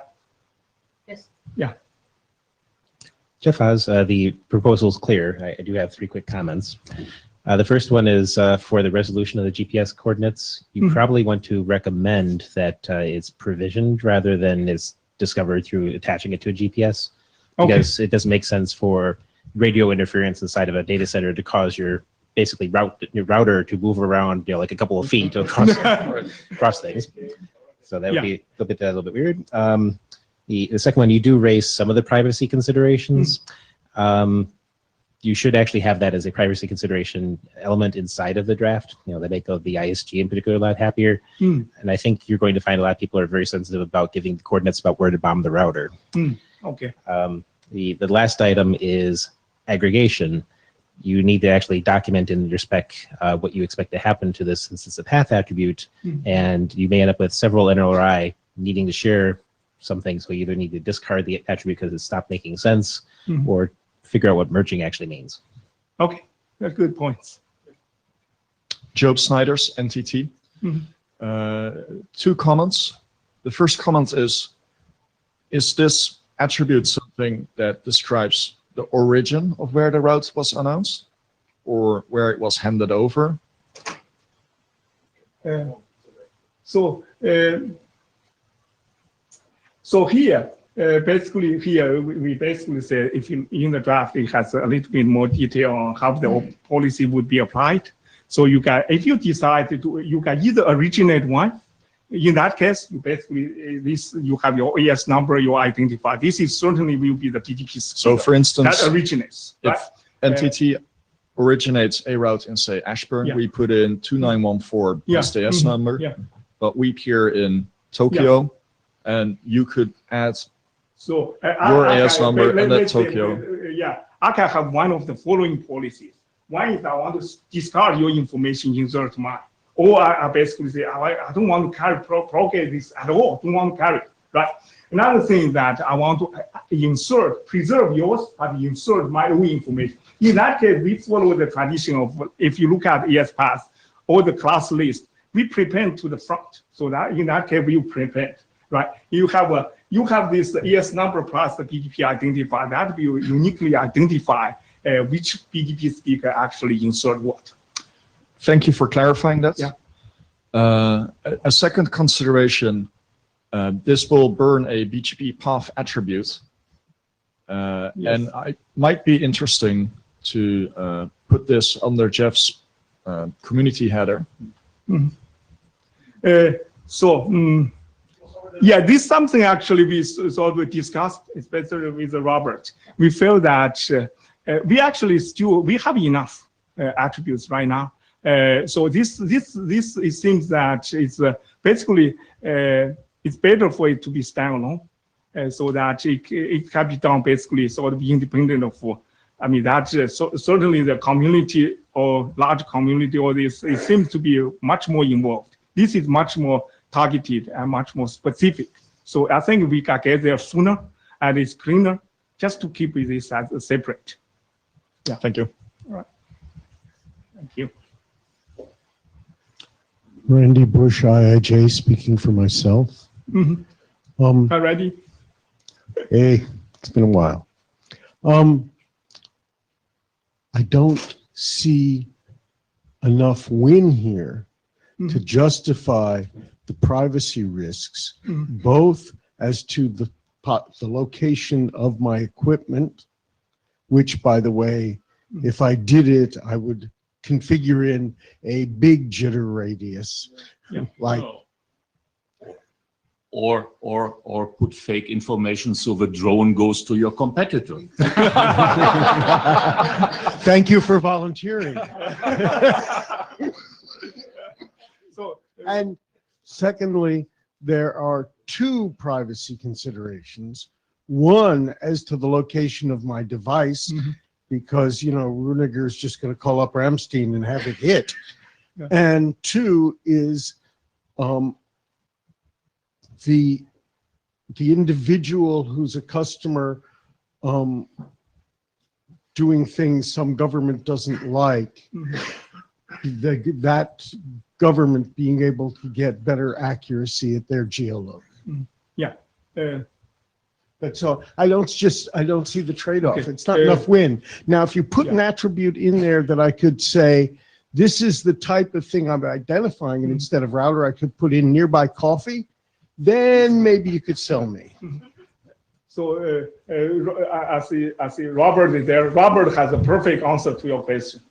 Well, I don't know if we're talking about the same answer, but so we've thought about this a little bit, Randy, and we agree with you about the privacy issues. But how about if we encrypt the coordinates and give the proper keys only to the proper recipients? Well, I think it will be much more difficult, right? If you do the right encryption. And how do you protect the leaking of the keys? So here, yeah. Okay, let me. Can we have one meeting, please? Okay, I have a comment right on this. So PGP is used for a variety of applications, right? So this, when we introduce attribute, right, it may be applicable to certain application, may not be applicable to all of them. This may be one of them, one of the cases. Yeah. Because certainly in the case of overlay, right, when you provide overlay network using, let's say, IFC 5512, this is actually, there's no privacy issue there because everything is under your control, your administration. So that would be actually perfect use. Okay. These last two comments, please. Okay. Rüdiger Volk. I always get a little bit nervous about these geolocation information. And one of the things is that, well, okay, for my work, usually topology really tops geographic location. The one thing that made me go to the mic was actually your mentioning, well, okay, this is much easier to do and keep it separate from the thing that Jacob was talking about. My question to the vendors would be, please work first on Jacob's thing. Okay, my comment is this. From now on, are we going to have only one attribute? And say, okay, that's it. We stuff everything into one attribute. Job Snyder's NTT. As it currently stands today in our network, we are tagging all our routes with what are essentially location identifiers. Community, right? They are called communities for some reason. And we publicly publish a list that this community means the route was received in Ashburn. This community means it was received in Europe. And I would like to see something like this move forward because we've, over the years, accumulated multiple cases where our offline mapping system, our offline generation system has to figure out all these mappings and shove that into our community policy. If this attribute exists, some of our policies become much closer because we can do geospatial calculations on our routers or maybe just inform our customers where things are, because we do have customers that care more about the country than about the topology. So that's one of the last bullets there. I see a lot of benefits. There are providers who are doing it today in an ad hoc way. This is sort of for a more formal approach. But my question is this. How do you guys basically address the privacy issue? Is that not an issue for you guys? I would use a jitter factor and add an uncertainty of, say, 100 kilometers. 100 kilometers for our use case is narrow enough. Okay. All right. Yeah, the line is cut. Okay. So, Tony. Thanks. Yeah. And now we're managing to the clock now. Who's got 10? Okay, so I got the talent here, and I hope my stuff will be less fervent because we already like sauna temperature inside here. Good. So that stuff has been written over last 2 years from a couple of directions. Somehow it converged. So Cisco and me put together something. We see more and more need for route refresh having filters. Yes, it goes direction of RF. So I talk about that. Good. So what problems do we see? We don't have a mechanism in BGP today to request a subset of routes, okay, in one shot. Like just give me this little subset of an AF. That hits us on multiple fronts. So we see the stuff showing up on the route type, right? On EVPN, the EVPN AF has so much stuff, including all the MACs in it, and you need just some small piece of it based on policy change or configuration change. So an example is, I think we're talking right now about EVPN multicast route type, right? If you configure just multicast on EVPN, you will get slaughtered with all the MACs.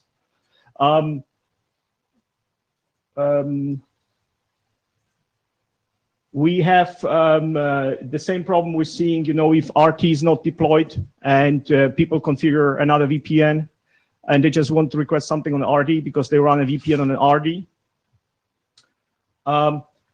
So obviously ORF, right? ORF is unwieldy for multiple, practically speaking, has proven unwieldy for multiple reasons. One of them is that there is no one-shot ORF. I think there was a draft, kind of expired, didn't go anywhere. So ORF is a filter you installed and then you request.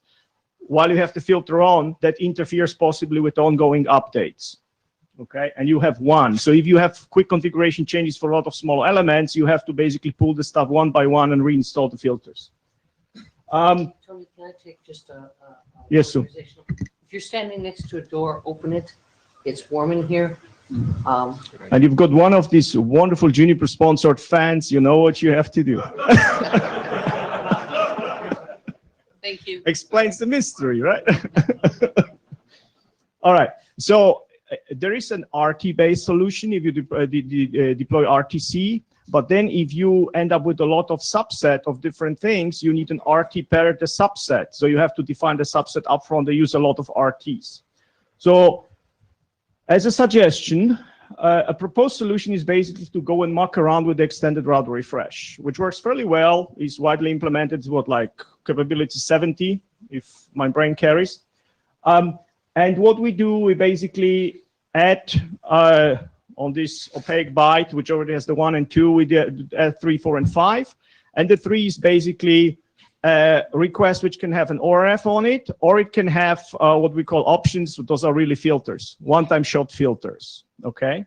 And then there is a 4 and a 5 is a special BOR, EOR.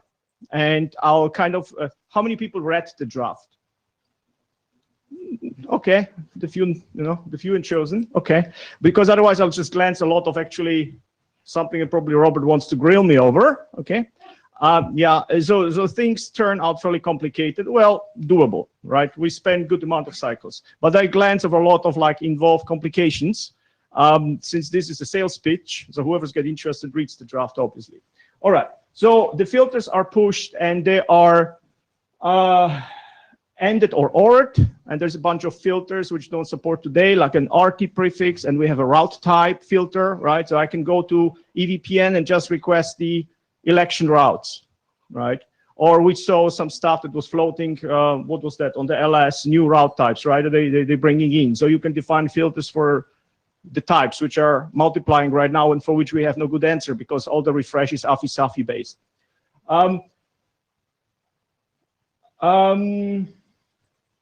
You can add new filters because you don't have to respect the filters, right? So if someone adds new filters, we don't have to actually even have to indicate what will be the support for future filters. People just will advertise too much. Now, the interesting and the tricky part is that when we give an BORR, multiple requests can be in flight, okay? So if you look at ORF, you cannot have multiple requests in flights. The filter, you know, whatever you install is what filters. If you have today's enhanced route refresh, you can have one, you can send multiple, you just get BORRs and DORRs with the full set. Now we are allowing to request based with different filters. So you can send multiple requests and they can be discerned, okay, by what you're requesting. But moreover, we have a monotonous refresh ID on this thing. I think we changed the name. I think we call it refresh ID. And when you get the BORRs and URRs, they are stamped with the refresh IDs. And so there is some sorcery there. We went through like 2 or 3 iterations of solutions. I put up some heavy math, which has proven all completely futile because, you know, we ended up in a different corner. But it works, okay, if it's done properly. I thought the stuff, okay, you and a couple of other people, perfectly welcome to have a bar discussion because otherwise this will completely blow the mic here. It's a non-trivial issue, but it works fine that you get, when you get the BORR, you mark the route stale or when you request, and when you get the URR, you unmark the refreshes unmark the stales, and at the end you clean up the stales. And you can have multiple overlapping concurrent transactions going on. All right, so the peer answering, however, multiple requests is perfectly free to serialize them. So you can run the ID one, like a red one here, refreshing BORR. After you finish, you do EORR, and albeit you got a request for another refresh with ID 2, you only answer after you finish with the first one. So that makes a very simple implementation, obviously, right? But if you have a big refresh going on and you have a small refresh stuck behind it, that's limiting, right? But the way the draft is written, when you know what you're doing, okay, it's arguably not trivial, but that's not the point here, right? We're not for simplicity here. You can interleave them. So you can have a BORR with option with 1, and you can start a BORR with 2, the blue one, and then finish with the EORR 1, the red ones, and finish then with the blue with the number 2. So you see the red and the blue are interleaved, okay?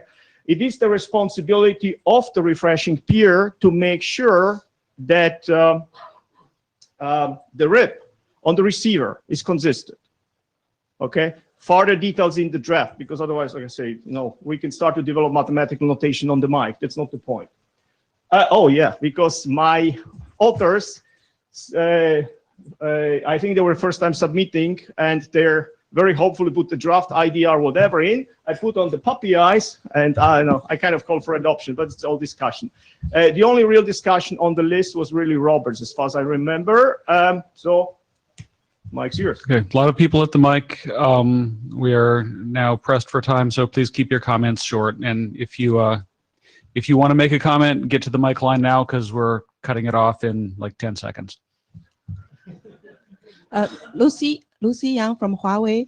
Actually, there's a draft 75 RFC 7543 already allow this kind of a query subset of the prefix from this. Are we talking the normal ORF with the immediate, or are we talking the one-shot ORF? There were multiple drafts. Some expired, some got standardized. We have to defer and immediate. This is RFC already. That's probably the defer immediate, which does not. That is exactly what I talk about. You have a single filter. It is CP-ORF. Yeah. So I've seen, yeah, not fully covered all the feature you wanted to hear, but maybe that's a base so we can continue to expand. What Just was the number? inform you, there's already It's on the minute. Someone has the number. We'll have the number in the minutes. 7543. Oh, the 7,000s. Yeah. Okay. Robert Rashford. So I have 2 questions. One question is the one I asked on the list. You never replied. What's the interaction with RTC? Because within your draft, you don't mention that. Yes, I did. Okay, Yes, I so here you actually stated that this is actually overlapping with RTC and it should be better than RTC. So can you clarify? No, it's not better. If you have RTC and per every set you're willing to specify a route target and you flip on the RTs on off, you get precisely the same functionality, but you have to know all the sets you're requesting upfront and have an RT per set. No, that's not what I'm asking. I'm asking if you already have RT policy pushed by RTC and you're asking for something which is beyond that policy, do you send it to the peer or not? I responded at least extensively. So go look at your mail. Both me and Kure completely agree that the RTs are being respected. And then this thing is on top of it. Okay, question two. You want to bring one type as the RD. So at least in each IETF, there is someone who does the RD-based filtering, right? Correct. Which is a wrong thing to do because RDs are locally assigned and have no meaning. Yes, Beyond. except when you look at EVPN, they already got the structure and everybody, and the brother is sneaking the structure on them. So yes, in principle, I agree with you. When you look at realities, you know, the Pandora's box has been opened. Rüdiger Volk, Deutsche Telekom. I thought we had the concept that BGP peers have some consistency, some consistency between their RIP state. That's going away. And that's definitely undermined here. Which, because we're facing in reality that it is being undermined by actually specs. I would guess that I would judge some of the specs that are causing those problems to be well advised in the first place. But well, okay, I'm not going there. Yeah. Nevertheless, the last time I did see a proposal like this, it was argued that this would be helpful to recover broken consistency. That's not, and I said, well, okay, that's stupid because, well, okay, doing the fixes right is something that never will be tested right. But well, okay, kind of what I'm seeing here is you are doing away with this consistency assumption, and for the classic applications of BGP, I hold those as something almost sacred. No, so the consistency is always warranted for the set you are interested in. Okay, practical example. No, this is not hair splitting. Practical example, you have EVPN, you carry 20 million max. You want to add the multicast route type to it. That is 1,000 routes. You end up with a 50 million updates. Well, okay. Kind of, well, okay, maybe I would say, well, okay, I'm doing the usual, the classic application of BGP, and if any en mode application comes with that requirement, I'm really pissed if my basic assumptions of correctness are undermined. No, so I think you guys have both made your point, and I'm afraid we're running short on time. So last comment, please.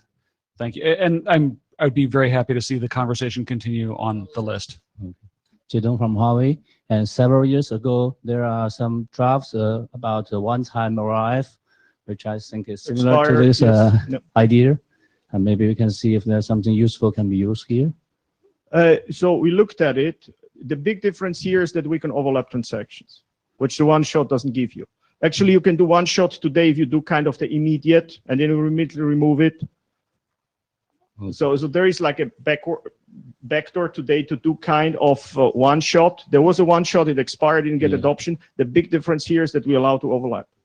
Overlap with what? Transaction, multiple requests. Yeah, we also define some interaction with the end of our refresh marks. And so we'll let the minutes show that you brought up that draft and continue from there. So Gunter is next. Thank you very much, Tony. All right. Temperature dropped. Thank you, sir. Oh, yes, no slides. Yeah, just a quick 5-minute update here. And the topic is the path redirect stuff. So I've been asked to give like a quick update on where we are. I can blank. I have 5 minutes, so. you know. Better? Yeah, whatever makes people laugh, you know. So, you know, this piece of work, you know, we tried it for the first time. So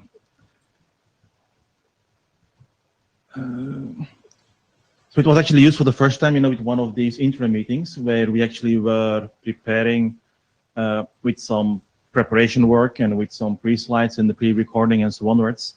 And I would like to stress again, it's actually a pretty good, format because it allows you to prepare a bit better your work. And at the same time, it also allows you to get to, to come to a better understanding of, what the other proposals actually are. So that actually grows. And from that moment onwards, the success is I think it's pretty nice because we have, a forward progression going on right now. So what we discussed there during the interim was that, there is, quite an understanding that the way of, doing like indirection by using like an identifier is something nice to do. Now, but at the same time, just having like, something without context at all is maybe not the best way forward either. Right? So there are some use case scenarios where some degree of additional context can be useful. And so these were actually the two drafts. And once we actually looked into that and, we made a step, backwards, we sort of said like, okay, it's actually the same thing. Let's merge these two pieces of work. So, and that is where we are right now. So we have this, part, redirection version 3, which was, requested by the chairs here. And, once we have, created that work, they were going to, like review the work again if it was like done correctly. Huh? And I think we come to an agreement that it is reasonably, in a good shape to actually, be submitted right now. Some additional comments what I've received, until this point in time is, so the work what has been done has been mainly to clarify some of the text to make it more and better readable. I was actually asked to actually add like a few more pieces of context there with some of the use case scenarios. Also, we were actually asked to add a few bits and bytes about what the meaning is of some of these different layers of context. And also, with respect to the validation process, it was suggested we should not break what is actually in the original flow spec standard and actually follow that. Received some nice input for that one, so thanks Sue. And we're going to be integrating that. And once we have done that, we will submit it as a working group document, and it has been pre-approved. So that's what I had to say. I had 5 minutes. I think I spoke for 2 and had some puppy dogs. So. Puppy dog looks good. Anybody have any questions or comments? If not, we will move on. Thank you. And thanks for all your work. I have one question. Lucy Yang from Huawei.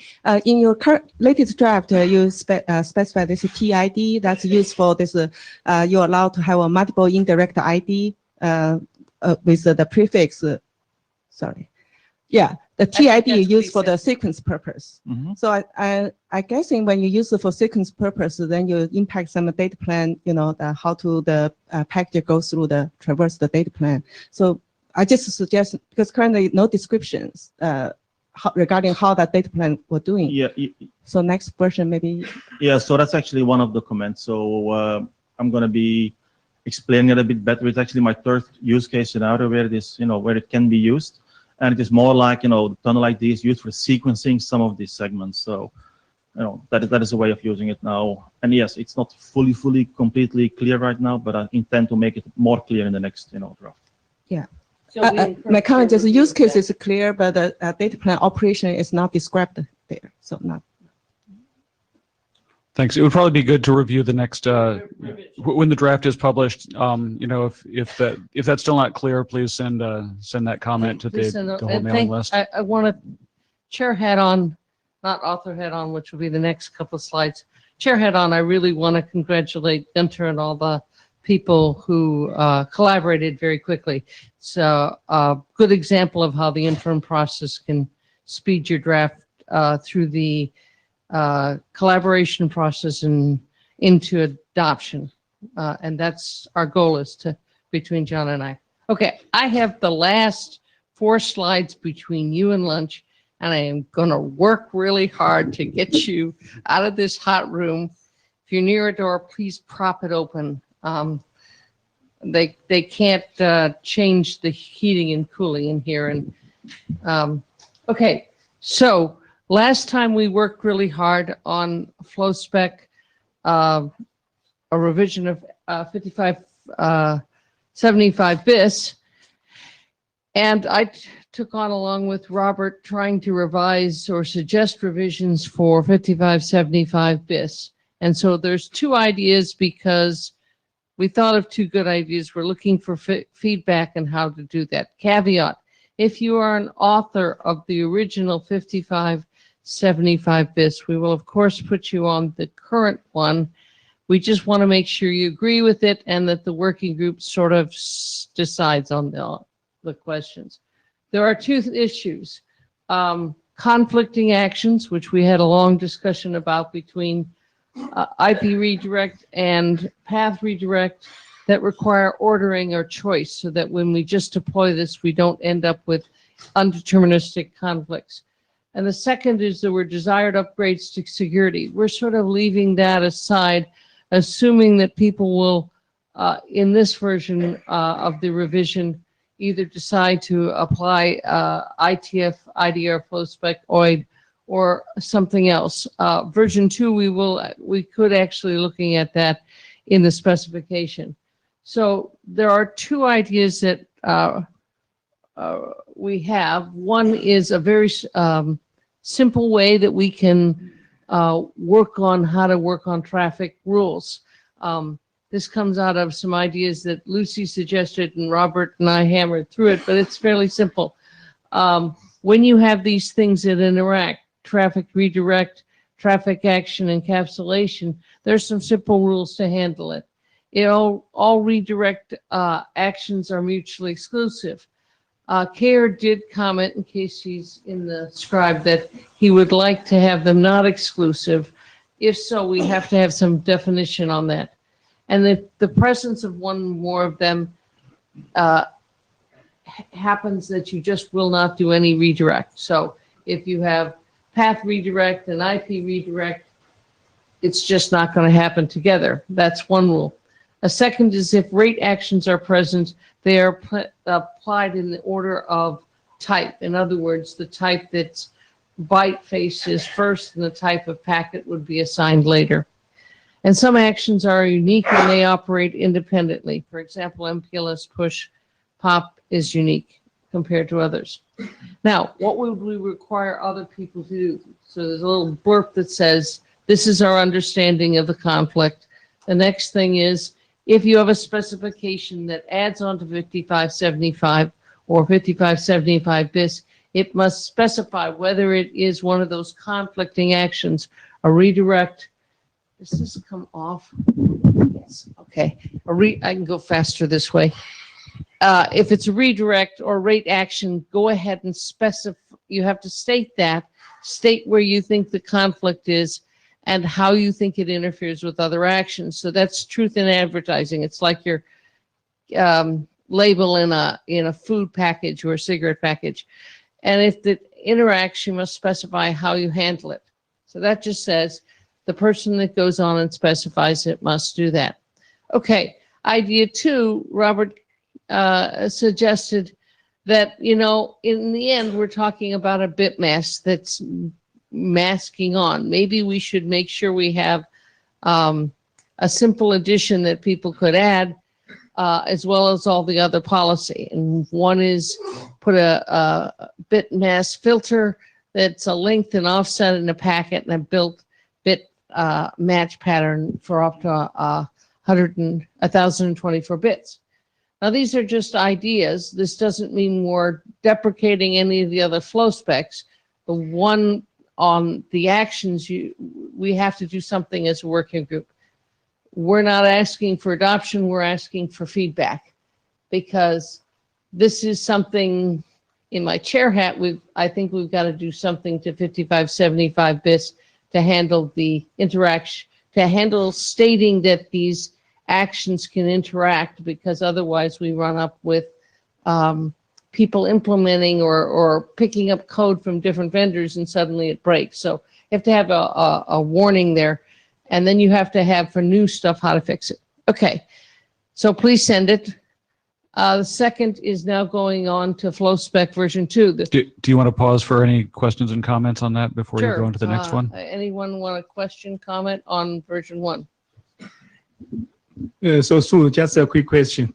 So it seems to me that you are proposing to modify to update the original document using a BIS. I'm just wondering, have you considered actually basically doing a much shorter, let's say, if there are just a couple of things that we need to clarify, it would be actually easier just to write a separate draft, say, okay, clarification, instead of doing a base. Second, it's always easier to write a shorter draft, but then process-wise, I have a problem. So, because it then updates. So we could take a look at that. The process stuff is not as important as getting feedback on the interaction of the actions. So let's put the process in one category and the actions in another. So my concern is actually more about the process, because Okay. when you open up a IFC for new versions, say base, right? You pretty much everything will need to be reviewed, right? That's my understanding. Instead of having just a clarification draft. Yeah. In my experience, Anchor, in my experience at this point, you'd have the same process problem with just the addition. So I don't think you're going to escape process hell by just having the short draft. I think you're going to get both. So that's just a chair hat process. Back to the technology. Did you want Anchor to make any comment on the technology? The interactions? No. Okay, that's fine. Okay, so Robert Rashuk. So actually, yes, I volunteer with Sue to actually work on that, but I would like to state upfront that we spent about 10 years to making 5575 in a sort of shape that now it's deployable. I really, really would prefer not to reopen the Pandora box and do the BIS, honestly speaking, as participant in this group.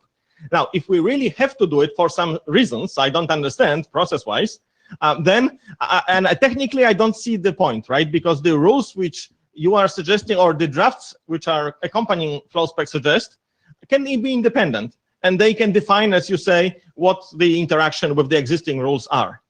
So I second MK comment that really we should rethink, and I look at the list, right? There was one voice from Günther to do minimal changes, and there were a couple of more voices saying, oh, let's merge all the drafts.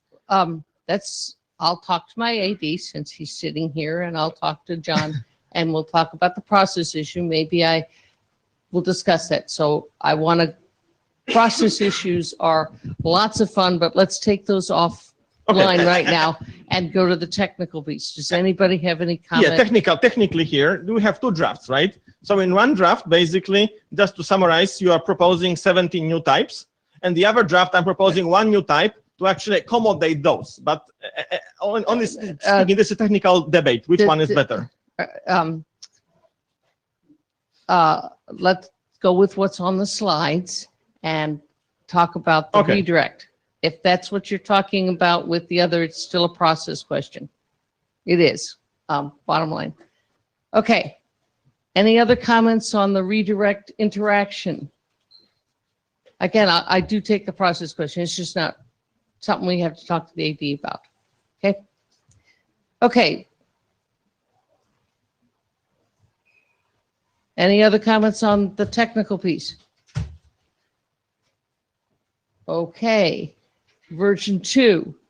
Version 2 was something we discussed earlier and said you might want to have orders in FlowSpec. Perhaps you want to do an SDN controller. Perhaps you want to have first MPLS followed by IP instead of having always to go first with a destination IP address. So this particular FlowSpec provides that in two forms. It has a new LRI, which you see behind you, with an order followed by a type and a length and the value, which is currently defined in the FlowSpec and the set of drafts.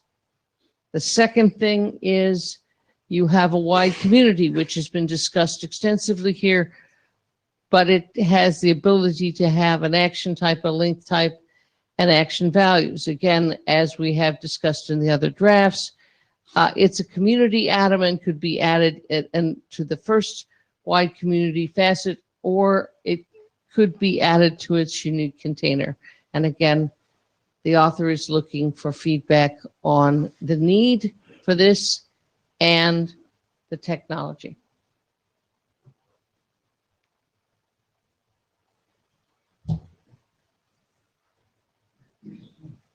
I have clarification question, but those were supposed to go to the V2. You are presenting this, right? This is V2. Oh, this is We V2 now, went- no we- longer BIS discussion. We're never the BIS. Correct. No longer the BIS. The BIS was short. We have all is process except the two technology. The two technology for V1 are, do we need to put in something on the ordering? And the suggestion that we mutually had about the bit mask. All the rest is process. And, you know, Alvaro's now heard all of it. John's now heard all of it. We'll go and figure out what the process is, if we have process issues. Okay, back to the rest. I'm now on to is there any more comments on the V2 or questions? We did get feedback when I went and talked to individual operators. It said in there, as Rob said, the difference between when the IDR specifies and when it gets out is 3 to 5 years. So I asked in the 3 to 5 year time frame if operators had SDN controllers in their focus and need. And so we had about 5 or 6 say yes. And I said, okay, well, that's an interest, but I'm going to continue to poll the working group before we go down this. Again, that's in the IDR hat. As the author, I'm just trying to get things started because there seems to be requests in this area. So I'm not asking for working group adoption. I'm asking for working group interest and feedback. Questions on V2? You've seen it in many forms, but we're trying to boil each down to just a decision. Okay. Next to the slides is filters for time. This was one more thing that was V1 and V2, and I've made it very simple. Here is V1. And again, I asked the co-authors if I could just provide it since it was going to be at the end of the day. I'm just doing the presentations all at once. This is, again, a simple match filter with a type, a length, and a value. And I'm going to give you 2 forms of time. Why time? Time is in case you had a whole bunch of denial of service and you wanted it to occur for a specific time, right? I want to start with this whole set of filters. Once you tag this community onto the filter onto the rest of the filters, it may go from 8 p.m. till early morning. Then your denial of service attacks, which are occurring at that time, can be protected by a greater set of filters where perhaps you might not have traffic that's supposed to go one way. Okay.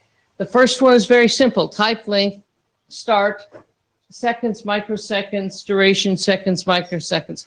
Thanks to Stuart, he suggested I look into different forms of time, but again, it'll be the same thing, start and duration.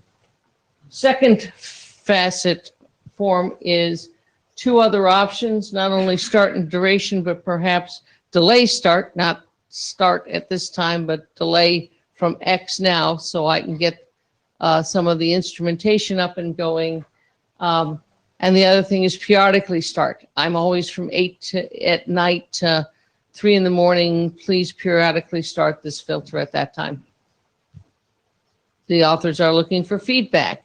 Is this useful? Rob Shakir Jive. I've read this draft. I kind of looked at the discussion. Why are we not just announcing and withdrawing? Because that's kind of time-based, right? And it doesn't require any complexity on the receiving speaker.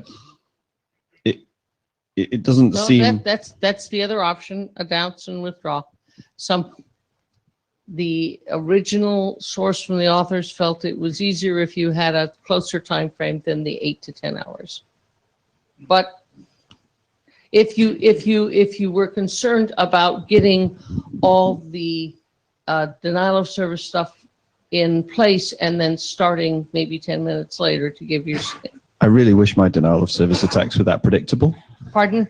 Yes. Anyway, that is the subject. Okay, that is the end of our discussion. Oh, did you have a comment? AC Lindum, Cisco Systems. I think, it's for the V2, you put it forward very nicely written, and it's a nice, I think it all depends on, since it is kind of a big step, whether we agree on to use it for the use cases beyond the DOS mitigation more than the actual technical details. Yes. I think. And I think so. I'm asking whether we're going to engage in it. As in my working group chair hat, are we going to engage in this? Do you need it? We'll ask to the list, but we need to have some drive because it's going to take us some time to do a V2 spec. It's not, we're specifically, as an author, I'm specifically proposing things which are existing in today's BGP, other than the assigning of a NRI. Okay. Anything else? Well, then we should be done 10 minutes early. Thank you. Thank you very much, everybody, for making a good meeting in a crowded room. Oh,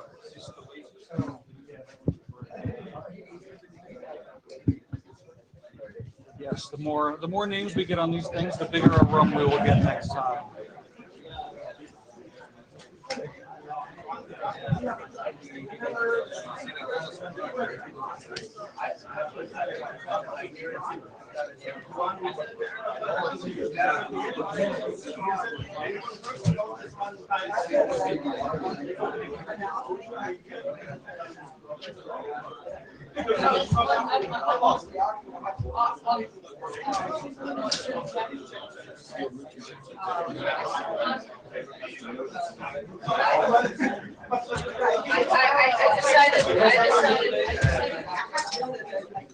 I decided.